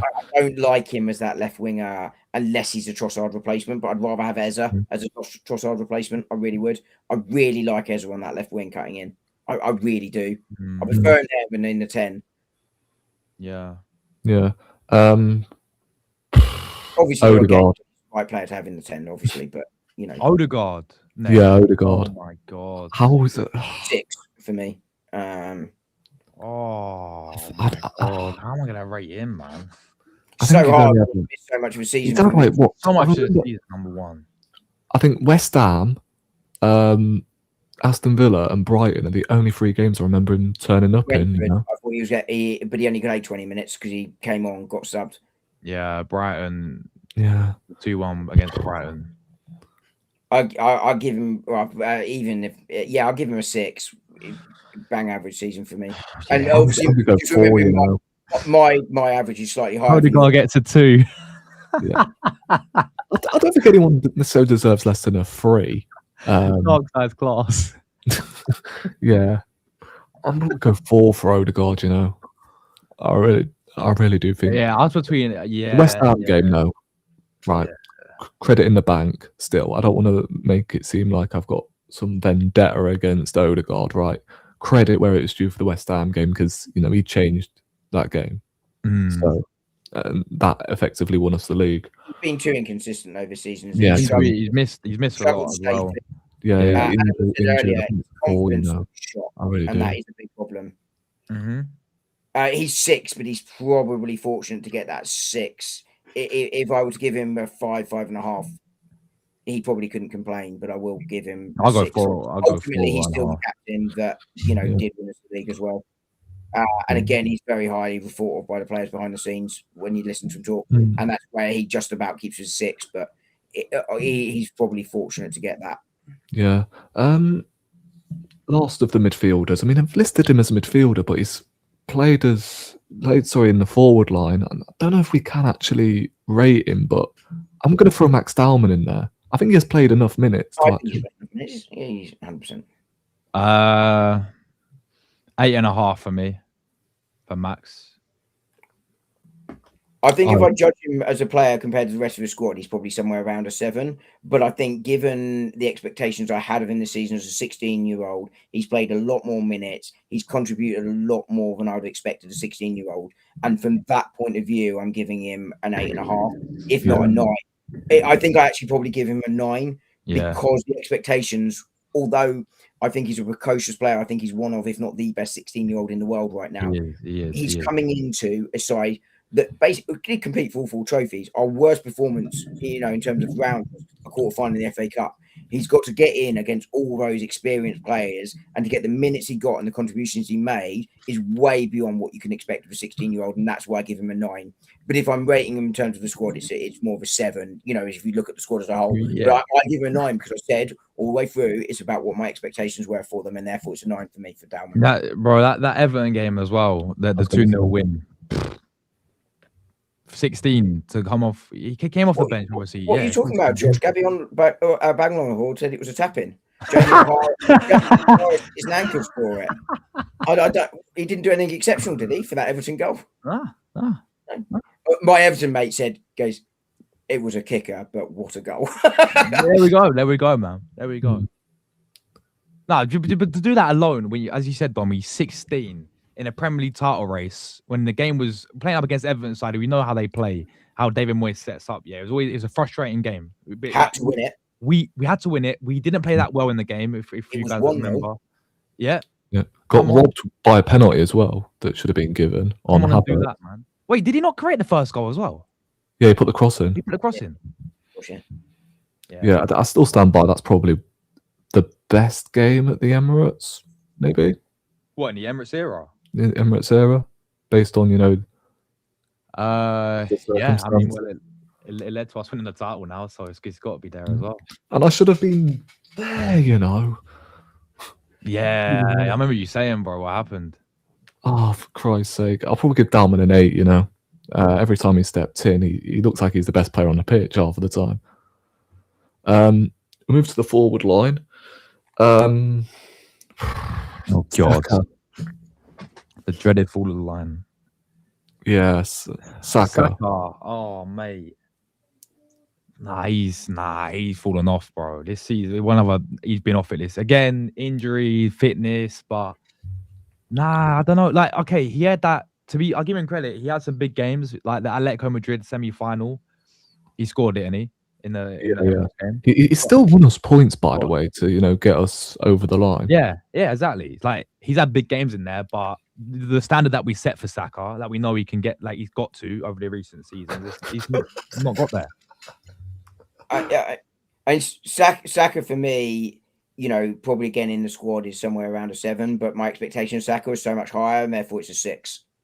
Yeah, I agree. I'm going to give him a 6. I'll go 6 as well, actually. Yeah. I think he's lucky to get a 6. By the way, there's definitely worse captains of Arsenal than Martin Odegaard. William Gallas take a battle for a start.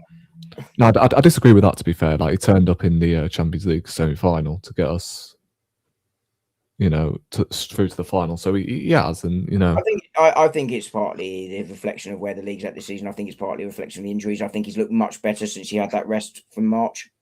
The thing is, Dom, if you look into the winners in the Premier League, the only ones that stand out is probably Doku. It's probably the City winners. Doku, even then, it was very short periods of a season. Semenyo is there. I mean, Jared Bowen, by the way. Bowen, still in a very poor side, goal or assist every other game. Exactly. But apart from that, who else? I mean, I don't think he's quite that level this season, Bowen, but that's his West Ham career. But he still had a fairly... Yeah, there's been very few this season. That But- Bournemouth guy, what's he? The Brazilian, Ryan? He's been decent. Yeah. But apart from that, yeah. I mean, Bruno Fernandes, I know he's not a winger, but he's obviously had an exceptional season. By the way, how they're giving him the assist for that last goal, by the way. Yeah, unbelievable. A lot of you guys are saying he holds bench. I don't know. Saka, no, he starts next season. I think this is genuinely a season that's just been impacted by on and off little niggles. Yeah. He looks like he's injury free again now. He's got that explosiveness back. I don't know what you think since he came back. And do you guys think if we sign new additions in the attack in the forward line, like if we get a proper left attacker, like left winner, like Morgan Rogers or Krupi in there, and another 10 as well, we could play there. I think not only Saka, but that could benefit Gyökeres as well next season. Yeah, I agree. I mean, the attack's been more balanced this season. The left hand side, excluding Eza, have got over 35 goals assists this season. So it's been more balanced. But I think you upgrade that. I think that helps Saka. But I think Saka, hopefully, he's more injury free next season. I mean, he's not done, and I think he's looked much better. As I say, I've said it 3 times now, since he came back from that last injury. Much better. If he was going to carry this form into next season, I think we can have a conversation. Yeah, I agree. Yeah, I agree. But I still think he starts, But he does need to step up. How's your eye, Rory? It's much better than it was yesterday. I think it was due to all of the screening. The fact I was on Josh's watch along. I was in this exact spot, by the way, for 4 to 5 hours straight. Yeah, it was about 5 hours. Barely see, bro. Barely see. I'm not even joking. Like, I wasn't moving normal at all. But I'm good now. I've heat pressed my eye non-stop today. So yeah. You sound like you got the iron out. Oh my days. Who have I got next? Madueke on the right hand side. Madueke. Oh God, Madueke. Let me hear Darkside's rating. I bet he's gonna give a 0. Oh God. Darkside, I'm waiting for you, bro. I'm waiting for you. Come on, Darkside, give the rating. But now, Noni Madueke. Obviously, like the whole controversy before the signing, like I didn't get it. It's Chelsea again. Whoopi Goldberg gets a 3. Okay, I hear it. But yeah, I mean, I think we spoke about this on podcast. With you said about the money and where we are in the market now with all the winners in the summer, right? You look at Alanga, you look at Kudus. You look at going forward how much they're going to be now, and obviously that's when the price that came in of like what was it 52 or 52? Yeah, 52 million, which has now been triggered because we won the league. Yeah. So it's one of those ones, but I think he had good games in there. Like started the season really well. Yeah, was it Anfield? He looked for me our most lively player. No, it's Forest for me. Forest. He had a good one. He was keeping Saka out the side. I think it was November. He was keeping Saka out. Yeah, I mean, I think Saka was injured, if I'm not mistaken. It was after Saka came back from an injury, but he had 3 or 4 this season. So maybe I got the month wrong. But there was a small period of time with Madueke. It definitely wasn't November. Now I think about it. That banning goal against Bruges, wasn't it? As well. Yeah, scored against Bayern as well. That Bayern goal, like he's actually looking half decent, but apart from that, I'm struggling to think of any like big moments he's had at Arsenal. Yeah. Madueke for me, he came in to be a squad player. He came in very difficult circumstances. By the way, the hate towards him was massive. His price tag isn't his fault. I think and it was market value.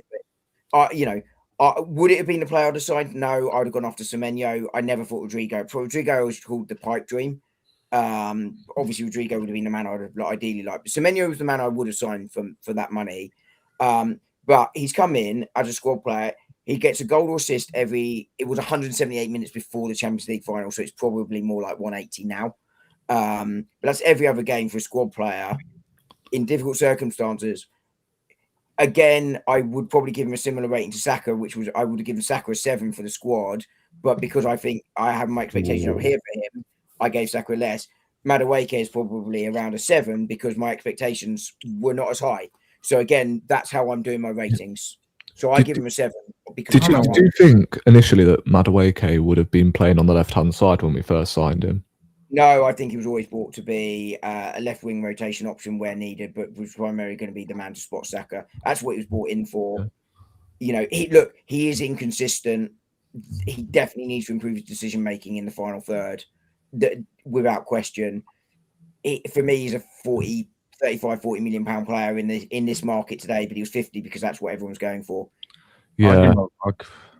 Again, though, I just want to be clear on how I'm getting to my ratings, which is where I expect them to be based on their position in the squad, which is why some of the squad players are doing quite well because that's how I'm ranking them. Yeah, I mean, hopefully, your Ronaldo fact comes true. You know, at some point. I don't know how that's gonna. I can't remember what. Yeah, remember when you started yes, because he comparing? didn't listen to what I actually said and went mad because I wasn't obviously comparing him to Ronaldo because Ronaldo is obviously a much better player than Madueke.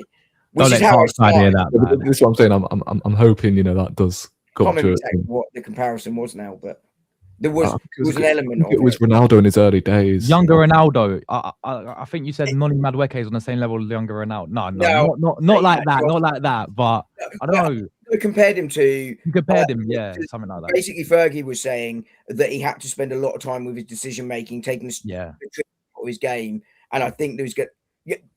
Again, Darks, I'll just be really clear. Darkside. I'll just still Darkside.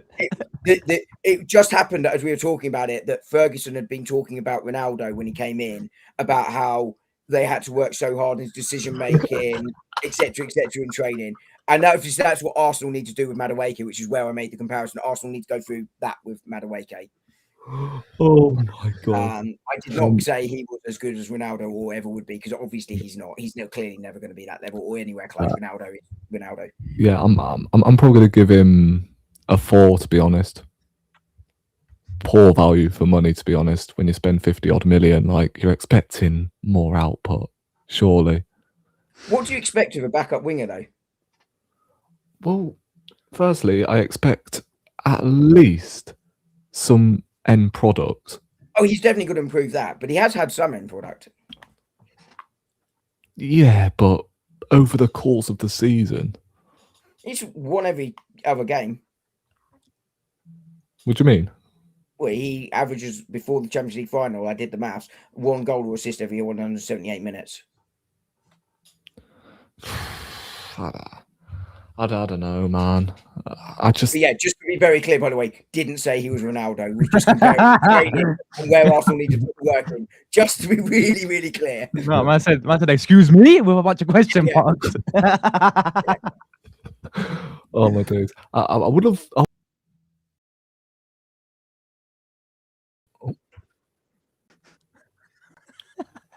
I don't know what the hell happened there. Nah, even the streams had enough with the Ronaldo take, bro. No, I'm joking. No one's joking. Oh, I didn't actually hear you, Josh. Sorry. Oh. No, we knew what you meant, bro. We know what you meant with you guys. You gotta actually watch the video. Like, I think Rory uploaded it as a separate clip. I'm sure. Yeah. Go and watch the video, and then you'll see what he actually trying to say. Yeah. Josh, what did you give him? 5. I'd say in terms of overall contribution to the squad, he's behind Saka, but I'd say I'm basing mine on my expectations. Yeah, ban average for me, just 5. Yeah. Oh, Martinelli. Oh God. Now, this is the Premier League, then. It's probably... Premier League. This is Premier League. This ain't Champions League. Will be a different story for me. Yeah, Champions League fair. Right. Got some big goals. Oh, but it's overall. If it's overall, he's been atrocious. Like, especially obviously in the Premier League. Premier League has been absolutely woeful, man. 1 goal. I mean, to be fair, it's a goal against Man City. Yeah, it was an important goal as well. Very important goal, but 1 goal for the left winner. Yeah. How's that compared to Gordon, by the way? It can't be far behind. I think Gordon scored about 3 or 4. Yeah, I was going to say. And it's funny because Gordon in the Champions League scored about 11. Yeah. Weird. Odd. It's like Martin Gabriel. Oh, by the way, I think this is right. I'd have taken Bowen over Madueke too. I think Bowen's a really underrated player. But just remember, guys, we're not basing this on, just the Premier League, right? Champions League, Carabao Cup. Yeah, overall for Martinelli. He bagged a hat-trick against Portsmouth, didn't he? Like, Yeah, he and did. he's He did. the second top scorer as well. Is he? Yeah, I think so. Behind Gyökeres. He's right up there. It's just the Premier League that just downplays his rating for Milo. It's got to. Like, one goal ain't good enough for our left winger, man, in the Premier But League. that's obviously in the Premier League, but over the course of the season. Over the season, yeah. He turned up in the FA Cup, right? He turned up in the Champions League. I mean, his league rating's like 3, right? If you're just doing the league. Yeah, if you're doing the league, it's really low. Yeah. If you're doing overall. Yeah, it's a 0, 100%. I mean, you guys are probably at 2 because obviously my average is 6 and yours is 5. Bro. Yeah. I'm- I'll go maybe 6 or 7. Oh, fuck. Oh, no. I'm probably go 6. I'm gonna go 6. I'll I go- think I'll I'm generous. go, I think the FA Cup, Carabao Cup, and the Champions League have 6. actually I agree with saved him. You know, Yeah. or else he does get at least a 2, or less than a 2, in fact. Oh, his Premier League, beyond running up and down the line, he's been awful. Yeah. Mm. I'll go 6. I mean, again, I mean, you guys have gone 6, which is basically my 7 Mhm. for Martinelli, and it is the Champions League and the cups that have done it. Yeah. What did you rate him, Josh? 6. Yeah, 6 as well. I agree. Trossard. Oh, this may sound too high, but I'm gonna go 8 for Trossard because he's come out with some clutch moments, man. Like you think about obviously the London the West Ham away game. Like effectively, I look at that goal as one that's a lead for Arsenal. What a finish that was, by the way. Yeah, and the was it the Fulham game as well that you scored in Craven Cottage. That edge of the box goal. Like Trossard for me, he's come out with some clutch goals, man. He's clutch. That's one word. Did he get 2 assists against Fulham as well in the reverse fixture? Yeah, bro. Trossard, he's had dips where he's been like after December, he was banned off form. Like I was thinking, nah, this guy keeps. I don't know what's going on with this guy. Well, do you reckon that might have been related to the personal news he was going through? Yeah, potentially, actually, but Which obviously we didn't know about. Yeah, that's a good point. That's a really good point, actually. You got. I mean, well, I don't factor into my rating, but I think you have to sort of factor it into because it still was what it was. But I think you have to factor into reasons why, and I think sometimes you have to look at reasons why players are struggling. It is important to context, but I can't take it necessarily off for that. But but I'm giving him a 7.5 because he does lose some points for that period. But I would probably even then I think 7.5, somewhere between 7.5 and 8, because it does. When you factor it in a little bit and you have to factor in a bit, it can't have been easy that period for his life at all. How much did he hold on before his wage increase? By the way, I think it must have been 30k a week, something like that. Trossard, he must have been on more than 30. That's mental. I don't know. I swear he was on low wages, but no, he can't. I'm probably gonna say 8 for Trossard as well.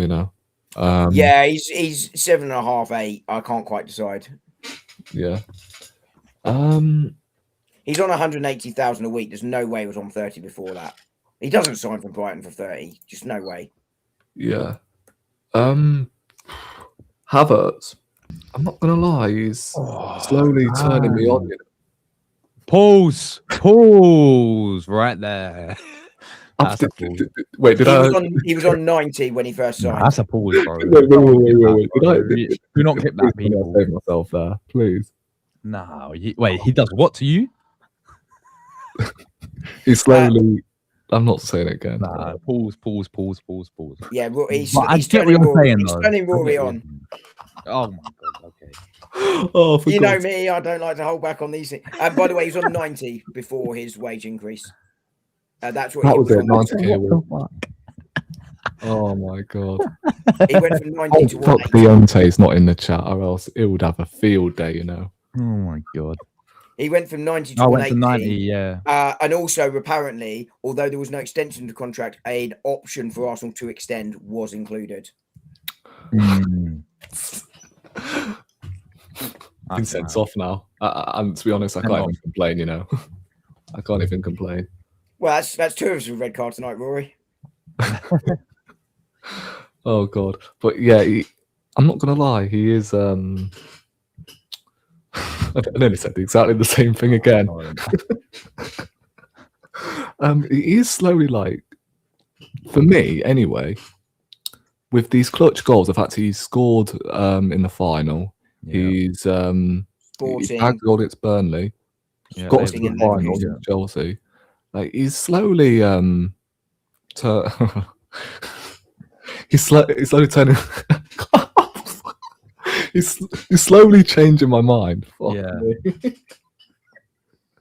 Yeah, I think for me, like, I agree. It's the big goals that he's came up with this season, man, which you got to rate highly. Obviously, Champions League final. I know we didn't win the whole thing, but it's still early minutes, and that wasn't on him though. You know, exactly. What? His injury as well that got us Eze. Keep forgetting about that. Yeah, injured, hasn't he? I don't know. Like he did this like a few times when he first came in. Like, you think about the Brentford goals that he scored in the last minute. Yeah, but that led to nothing, did it? Both games, it didn't. But it's still the big games, bro. It's all like he's done it over the years where he can come up with these moments. Scored the Champions League final winner for Chelsea. Did nothing else in that game, by the way. But yeah, he did it for Chelsea. But I still think overall as a player, I don't know with him, man. I don't know with him overall as a player still.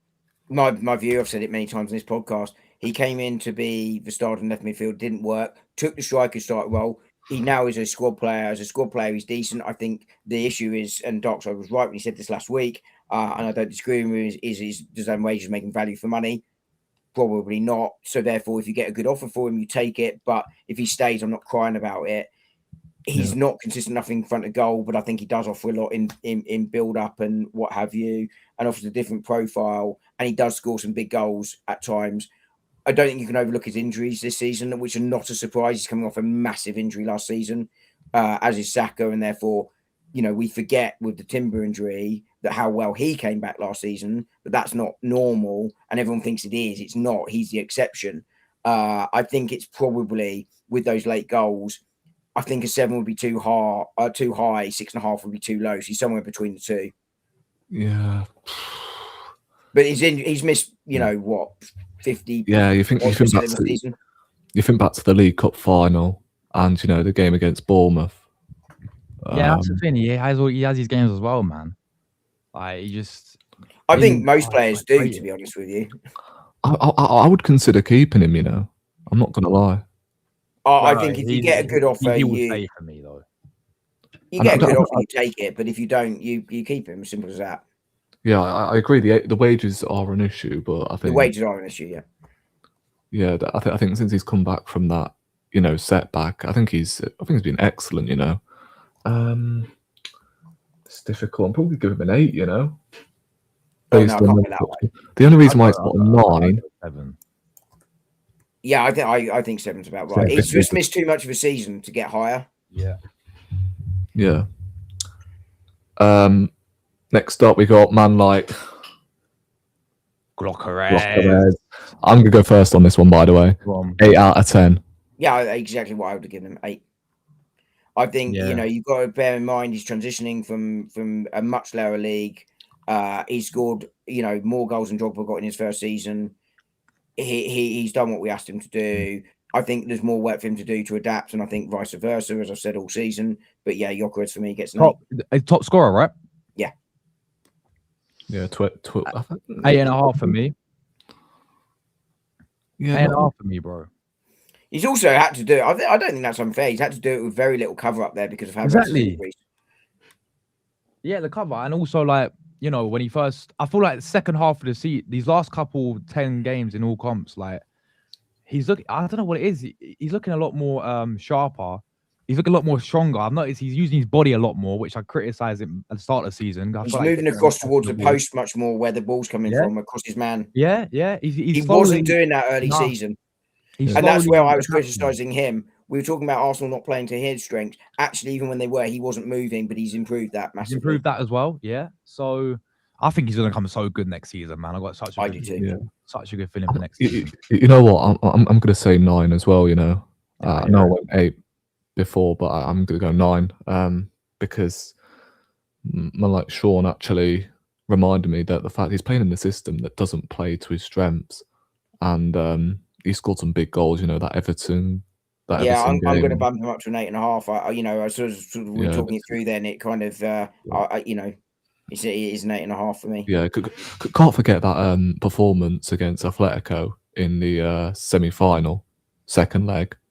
Unbelievable. Sick. And they scored a penalty as well in the away leg. Can't forget that. And banged his penalty in the final. Penalties. This guy's elite as well, by the way. Yeah, I don't see him missing a penalty. You know, Don't say that. I really don't. That's him missing his first penalty next season. Hopefully, get it out of the way for Sweden. Yeah, and the thing is, he scored quite a few headers as well, and they say that he can't score headers. Oh, he can't score through his head, apparently. Yeah, he scored quite a few. And last one. Well, he can't score with his girlfriend anymore, to be fair. But last one. we got the last one here. Feels like we've actually flown through these. You know, good. It's nearly bloody midnight. Yeah, she is. Oh my god. Yeah, I guess. No, I guess he is. 15 minutes, mate. We're nearly going on for 3 hours. I didn't even realise. But Jesus, last one. About 5. Even with his place as a squad player, he's been so awful in so many games this season. He had that little flurry. When he came back from his ACL injury, he was so like for a couple of games, he was really the game against what was it, Inter? Palace. League. Inter as well, no? Yeah, Inter. Yeah, Inter's fair. I think he's been our worst player this season, Gabriel Jesus. Honestly, I really do. I hear it. To be fair, I hear it. He's got a goal, surely. I mean, again, I rate it on their position in the squad, which is why I give it a 5. If I'm just rating it compared to the other players, he's a 3. He's been our worst player. Yeah, I hear it.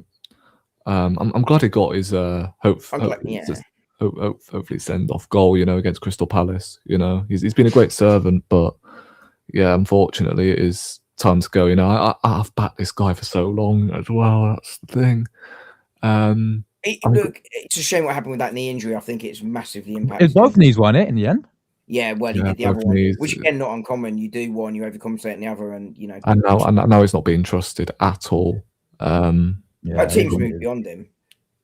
Yeah, like, you know, like Zinchenko, and you know, maybe. Yeah, I'm probably going to go 4 for Jesus. You know, I'll go 3.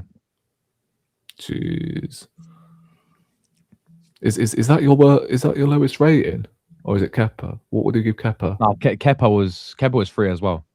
Oh right, yeah.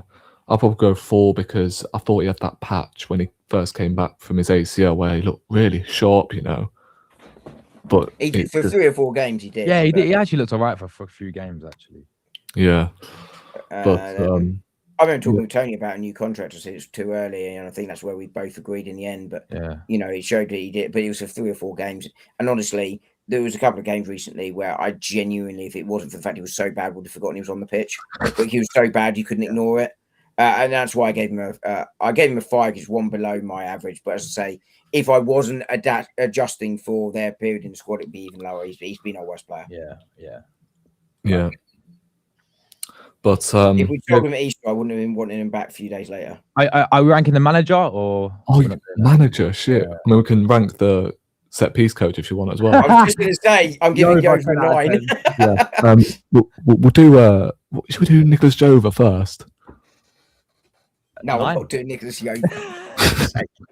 Set pieces, man. Set piece came in clutch. 9. Wait. We're getting one more. What about own goal? Oh, own goals. Yeah. Oh, he had a period this season where he was elite. He had a good period, didn't he? Yeah. Probably a 9 out of 10. The own goals, for fuck's sake. Jesus Christ. But yeah, in all seriousness, well, it's a 5. The manager. The manager.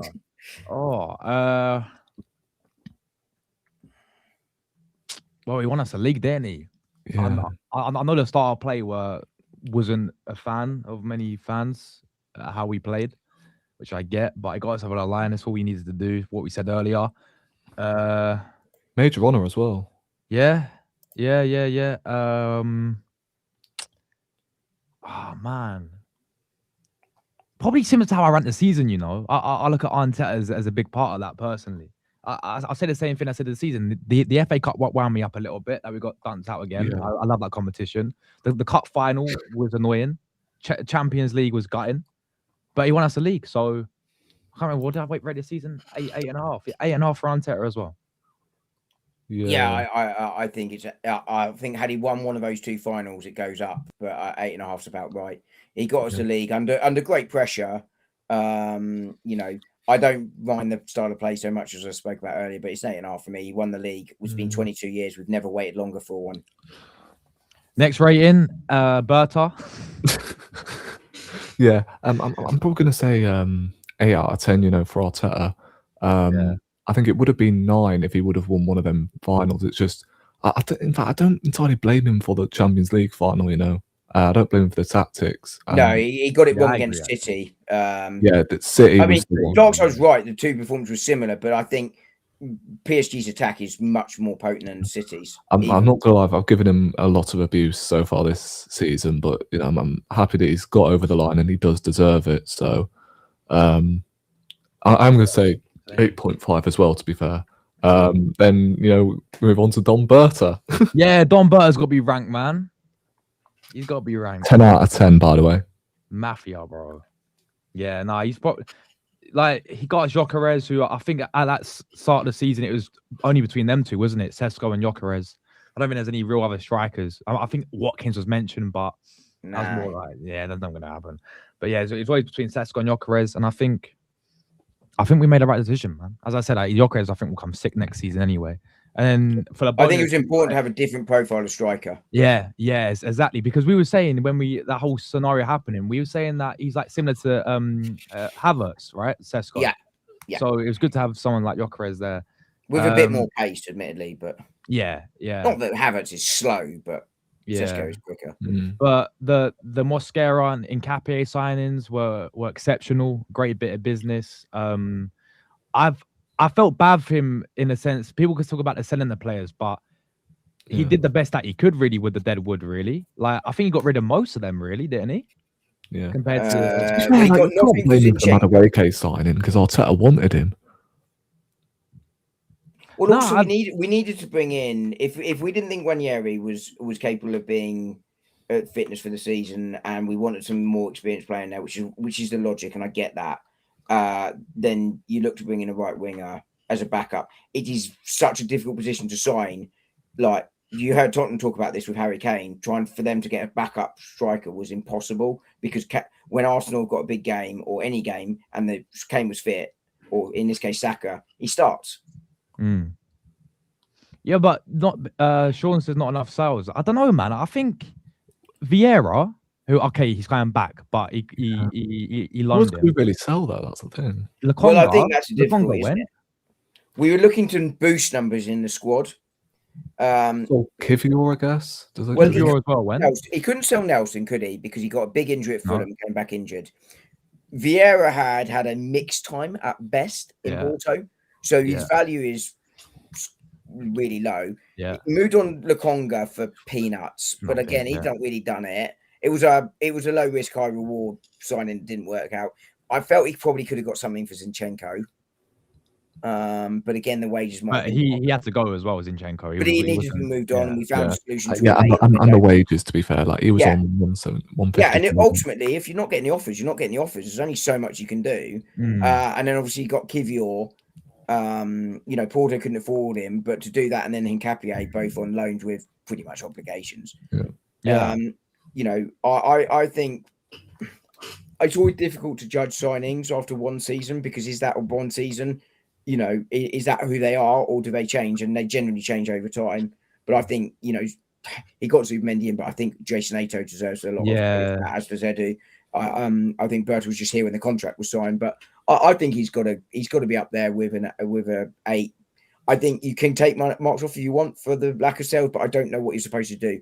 I think this summer is more of one where you can judge Berta. I think the most controversial one actually in the summer, if I remember correctly, was it not Trossard to Saudi? And I think a lot of fans were saying, we should move him on, his age and all that stuff. And then I think we decided to. I think it's between those. I don't think Martinelli. I don't think many people talk about Martinelli being sold until now this season. I think people were up for Martinelli. I certainly was being sold, but the offer had to be right. In fact, actually, if I was moving on one, I said Martinelli because you get more money, which is kind of where I'm at this summer. Where we are now. Yeah. But I swear Trossard as well was like linked away, in the summer. He was. He's quite close to leaving. It's why he got the extra money. Yeah. And to be honest, I'm happy that we kept him in the end. Well, especially if there's an option to extend, which apparently there is. Yeah. Mm. Yeah. So there was no extension to the contract per se, but the club will trigger that, even if it's just to get some money back in. Yeah. But I mean, Trossard on 90,000 was a massive undervalue of his wages. Yeah. Exactly. Yeah.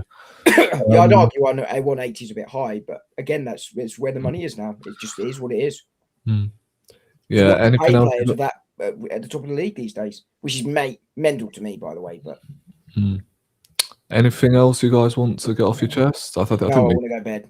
Yeah, I think we've done all the player ratings. We've officially hit 3 hours. 3 hours, damn. Jeez, absolute madness. But we are going to wrap it up from here, guys. I just want to say, when I first started this show, I didn't expect the love and the engagement that it has received. It's been absolutely lit every Monday, apart from one, which was of course on Wednesday because Arsenal played.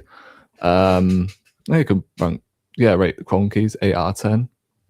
Fair play to them, innit? But as I said, this show's been lit. I appreciate everyone who has contributed, who has engaged with it from, I believe it was November onwards, and doing it every week basically, which is just mental. But unfortunately, it's the last one of the season. You guys thought I was going to say last one. Ever, bro. It's not going to be ever, man. We'll be back next season. We'll be back next season. Don't worry, bigger and better than ever. Trust me. But yeah, of course, big up to everyone who has, turned up today. Dark Side, of course, due to his computer blowing up in it. Obviously, Io that joined early. I think he told me he had some. Hold up, what did he say? Watch stream, but my phone was causing this horror feedback sound, so he had to. He's getting used to his new equipment apparently. So yeah, it was a pleasure to see him on, as well as of course, my bro Dark Side, Josh, man like Domination, everyone who has contributed basically. Absolute legends. But Josh, anything coming up this week or? Yes. I'm just gonna be doing transfer streams now, bro. To be honest with you, and then also the World Cup as well is like 10 days away. So I'm doing some predictions. I'm doing all the games. Well, not all the games, but majority of the games. So enjoy the World Cup and then do some transfer streams and just chill, really, man. What about you, Dom? I've got one out on Berta tomorrow, which I'll record straight after this. And also focusing on transfers now. I haven't really covered transfers too much, unless it's been something concrete like Carl Hein leaving. But yeah, time to look at those now. Yeah. An awkward moment for Josh to pause if it's the same. God, he's frozen out. Looks like a mugshot. On Crime Watch, have you seen this man? Oh, I dare someone screenshot that. I dare someone screenshot. Oh my days. But in terms of what's coming up on my channel, there will be a compilation, or well, not a compilation, but all of the best I'm bits. really excited for this, by the way. Oh, it's gonna the be compilation you did of me was one of my favorite moments on YouTube so far. Yeah, and now you get to, well, I don't know how long it's going to be actually. It might be about 30 minutes, 35 minutes of all the best moments. I was in. His Mac has died. But that mugshot, oh my, that face was hilarious. I'm not going to lie, but anytime, Josh, anytime. We'll be back, of course, as I said, next season. I can't believe it feels like it's flown by, with these shows. I don't know what it is, but yeah, there you go. As I said, Sensible will. man, Yandy Monday. Yeah, I don't know. Another winger, though, isn't it? I mean, Bundesliga tax in it, so I'm not Yeah. too sure. he's got a lot of competition there, but yeah, on that bombshell, guys, we're out of here, and yeah, we'll be back again next season. We'll be going back to back in it because these shows, they've brought a lot of luck. It's fair to say, and after doing it, we've got the title over the line. So who knows what we can win next season? But all I know is we're dominating for the next 5 years. In a bit, guys.